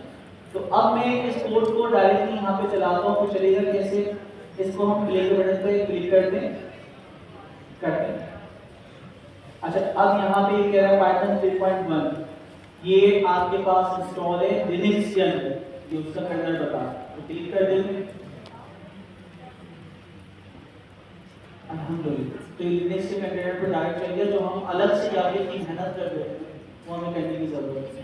लोकल होस्ट वगैरह जो वहाँ से चला रहे थे उसकी जरूरत नहीं है, ठीक है। तो आपने सिंपल जुपिटर नोटबुक इंस्टॉल की, चलाया, वो काम डायरेक्टली हो गया। अच्छा या इसको और आसानी से ना एक दफा प्रोजेक्ट में आपसे दोबारा बताता हूँ, देखता हूँ रिपोर्ट याद है, ठीक है, शायद बन जाए तो कोशिश करते हैं।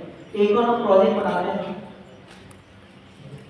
उसमें कोई एक्सपोज हो रहा है, इतनी मेहनत वाला काम नहीं करते। एक प्रोजेक्ट बनाते हैं, इसको VS कोड पे खोल लेते हैं, सिंपल सी एक फाइल हम बनाते हैं डॉक्यूमेंट पर,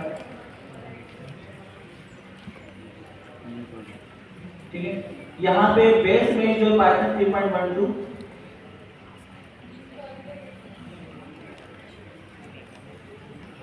मेरी पकड़ो यार, स्लिम वाली करना चाहिए, क्योंकि डाउनलोड, ठीक है, ये फुल इमेज डाउनलोडर इस्तेमाल करेंगे। वर्क डायरेक्टरी बना लेते, ठीक है, ये वर्क डायरेक्टरी, उसका नाम जो भी आप रखना चाहेंगे। ओके, फिर उसके बाद हम यहाँ पे cmd कमांड से इंस्टॉलेशन होगी। और यहाँ पे रन की कमांड रन, और यहाँ पे आपने लिख दिया पिप इंस्टॉल, क्या था जुपिटर है, JUPY ऐसे था स्पेस देके बस ठीक है, इसी तरह कुछ नाम था ना उसकी डॉक्टर फाइल में लिखा हुआ है, या सिर्फ जुपिटर कर लैब पर डालने से जुपिटर कर, ठीक है भाई, इसी कमांड। नीचे वाले को जो चलाते हैं वो भी CMD को हटा, ठीक है, वहां पे जाके हम चलाएंगे ना, क्या जरूरत है। तो जब ये चीज हो गई, अब इससे हम एक डॉकर कंटेनर बना लेंगे, डेव कंटेनर। तो आपने रिमोट पे गए, प्लस के बटन पे क्लिक करेंगे, open current folder, folder configuration मांगेगा सबसे पहले,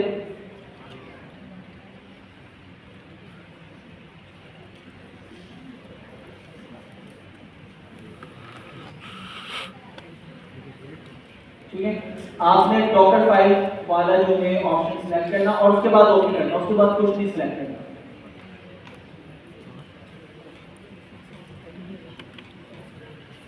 क्योंकि जुपिटर भी हमारे पास पहले से इंस्टॉल है, पाइथन 3.12 भी हमारे पास पहले से इंस्टॉल है, तो इसको इंटरनेट पे नहीं जाना चाहिए, इतना ज़्यादा टाइम नहीं है अल्हम्दुलिल्लाह, उम्मीद करता हूँ।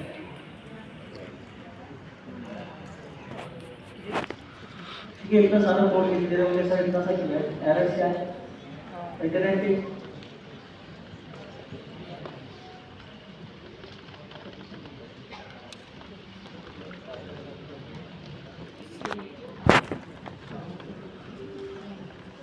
क्या कर रहा है?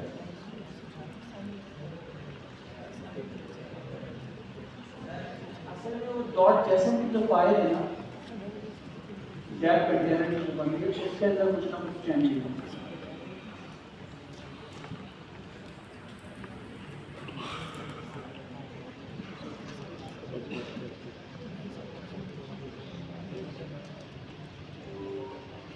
इस एरर को हमने चेक की तो क्या है?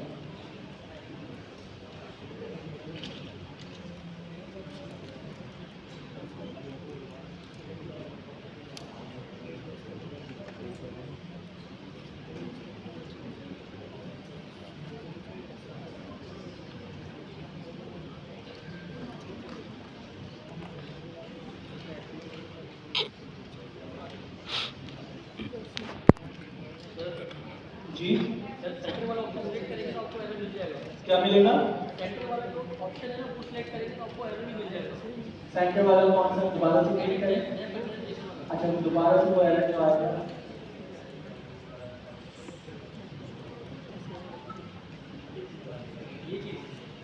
यानी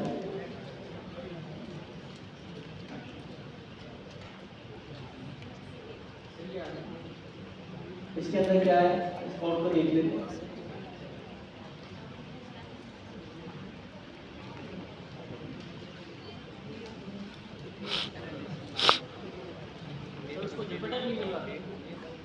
जुपिटर नहीं मिला।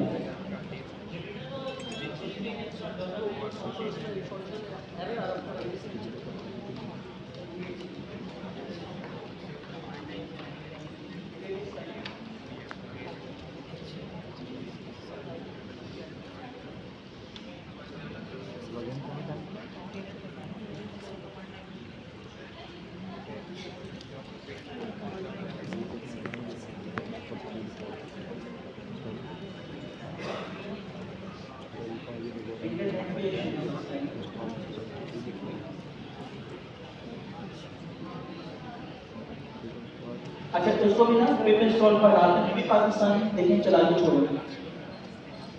अच्छा, वहीं पे आए हम दोबारा डॉकर फाइल में, डॉकर फाइल में जाके चेंजेस जो हमने पिप इंस्टॉल जुपिटर यहाँ करें ना, इसको यहाँ से डाल, ठीक है। अब चलाते हैं,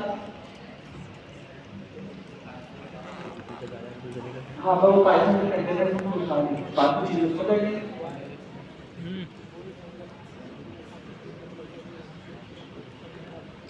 ठीक है, हिम्मत नहीं आ रही, एक स्टेप आगे नहीं आ रहे, पीछे आ रहे, वो भी नहीं आ रहा, उससे भी एक पीछे आ रहे, वो भी नहीं तो बिल्कुल बेस पे आ रहे। ये तो कंटेनर हेलो वर्ल्ड वाला है ना, बेस इमेज आपकी चलेगी, यहाँ पे आपके पास आ जाएगा। उम्मीद करते हैं।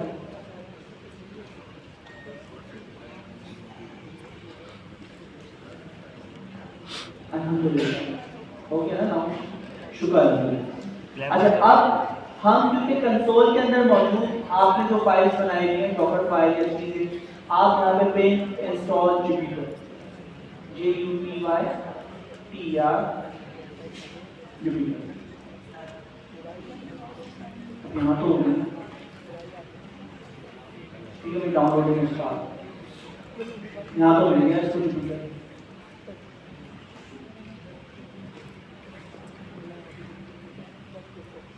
फिर कह रहा हूँ उम्मीद करें,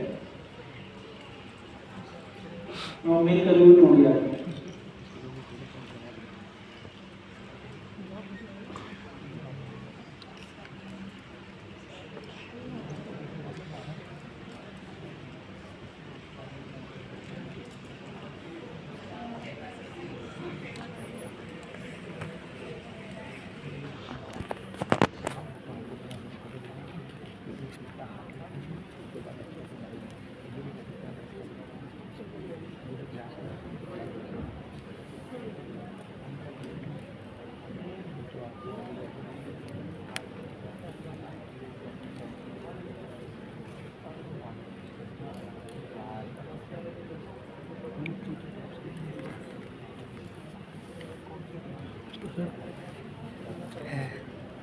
मैदान गेम खेल रहे थे।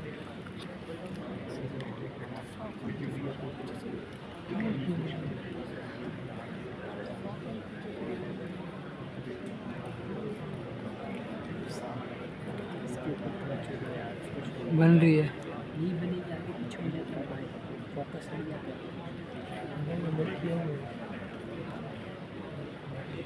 अरे अभी तो वो चल रहा है, इसको थोड़ा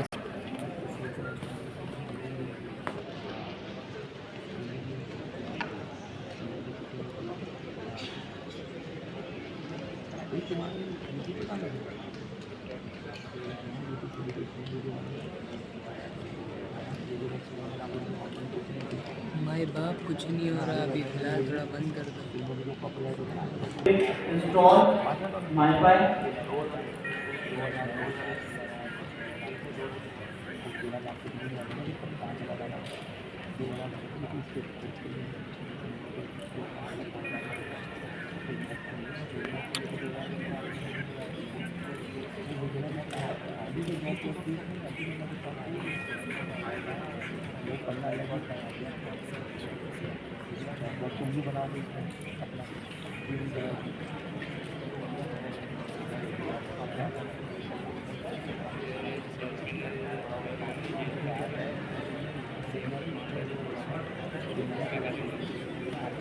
किसी के पास दोस्तों जैक है, कौन सा वाला है जो कन्वर्टर 3 to 2,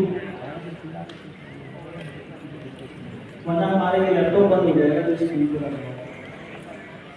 कौन बोलेंगे उसके पास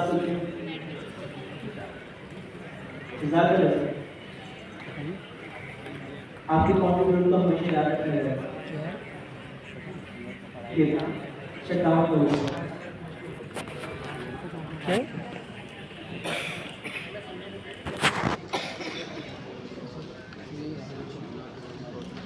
वो जो नहीं होता प्लग,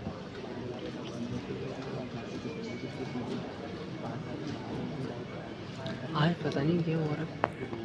सारे के सारे Jupyter notebook, Jupiter lab, Jupiter के जितने भी सब वर्जन हैं वो उसमें इंस्टॉल हो जाते हैं। बस ये आपने किया और उसके बाद जिस तरह डॉकर का आप वेब कंटेनर चलाते हैं उसी तरह चला दें। तो ये 3 लाइन स्क्रिप्ट के तरह कोड चलाया हम सब, किसी न किसी के पास तो चलेगा ना। और जिन लोगों के पास यानी लैपटॉप नहीं है वो जरा कॉपी के ऊपर इसका कोड लिखें। अच्छा, तो अब कोशिश करें, अब स्लाइड भी दी मैंने कहा कि कॉपी पे देख के लिखें, तो कैसे लिखेंगे? मोबाइल में टॉर्च तो है ना, अब ये ना कहना कि सर टॉर्च भी नहीं है, तो सब टॉर्च ही चला लें।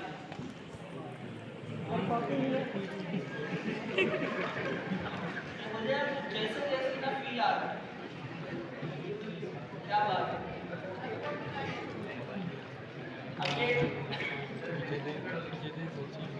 इलेक्शन में जब सभी लाइट जला रहे हैं जब जला रहे हैं तो अच्छा सा व्यू आ जाएगा। इस वक्त हम दहिया ऑडिटोरियम के अंदर मौजूद हैं और माशाल्लाह सारे के सारे पढ़ाकू बच्चे यहाँ पे पढ़ने को तैयार हैं।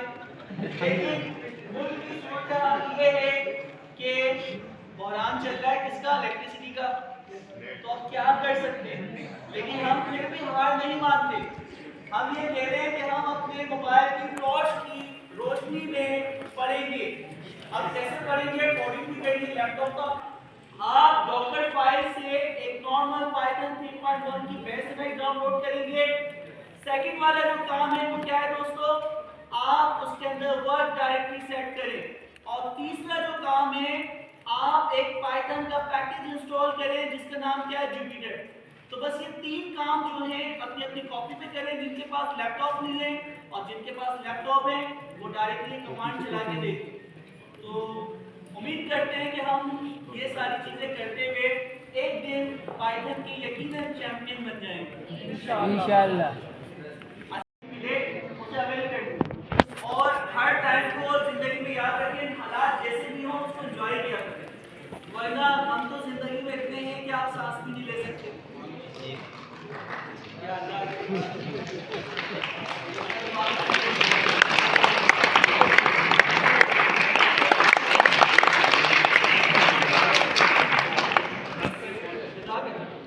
अच्छा, अब दोस्तों हम जो बात कर रहे हैं वो स्ट्रिंग के ऊपर बात कर रहे हैं। स्ट्रिंग क्या होता है, सीक्वेंस ऑफ कैरेक्टर्स। आप जो भी कैरेक्टर्स किसी भी वेरिएबल में स्टोर करवाएं उसको हम क्या कहते हैं, स्ट्रिंग। स्ट्रिंग के अंदर कोई भी चीज आप स्टोर करवा सकते हैं सीक्वेंस ऑफ कैरेक्टर्स की बेस के ऊपर। इसका मतलब है कि स्ट्रिंग में नंबर्स भी आ सकते हैं, स्पेशल कैरेक्टर्स भी आ सकते हैं, एबीसीडी भी आ सकती है, उर्दू, इंग्लिश, फारसी, चाइनीज ये भी सपोर्ट करता है स्ट्रिंग।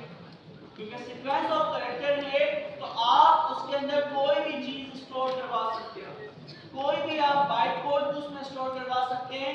तो हमारे पास प्रिमिटिव डेटा टाइप है स्ट्रिंग।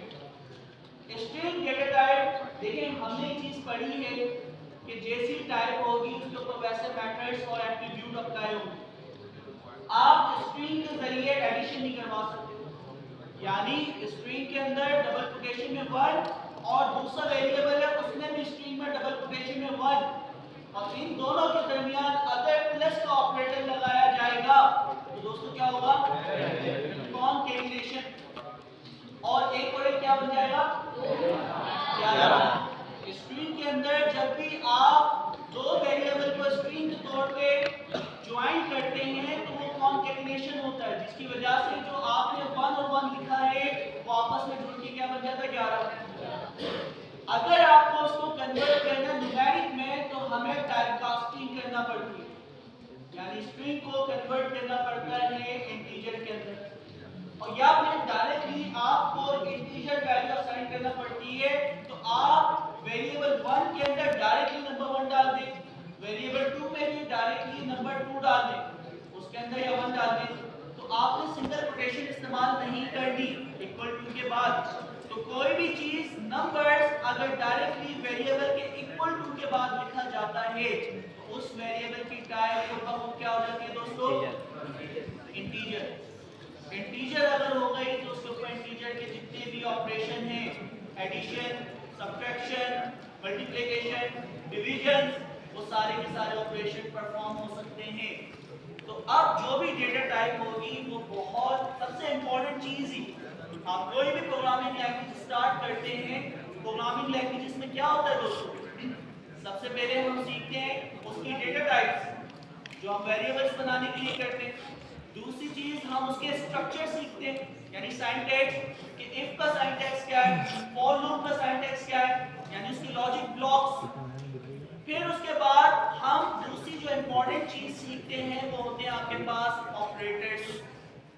ऑपरेटर्स क्या है, आप जो वेरिएबल आपने बनाया था name colon str is equal to Mohammad Qasim, तो आपने सबसे पहले एक वेरिएबल का नाम रखा नेम, फिर बीच में क्या लगाते हैं, कॉलन।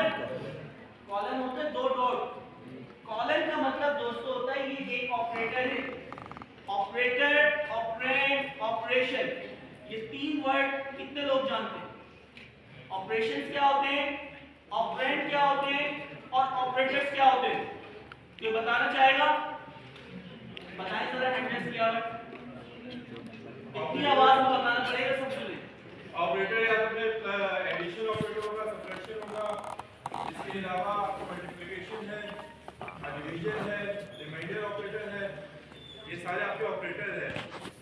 ऑपरेंड वो है जिसके ऊपर ऑपरेटर कोई फंक्शन परफॉर्म कर रहा है, यानी कि 2 और फिर ऑपरेटर है प्लस का, फिर 2 और 3 ऑपरेंड्स हैं जिसके ऊपर फंक्शन परफॉर्म हो रहा है। ठीक है, बहुत परफेक्ट।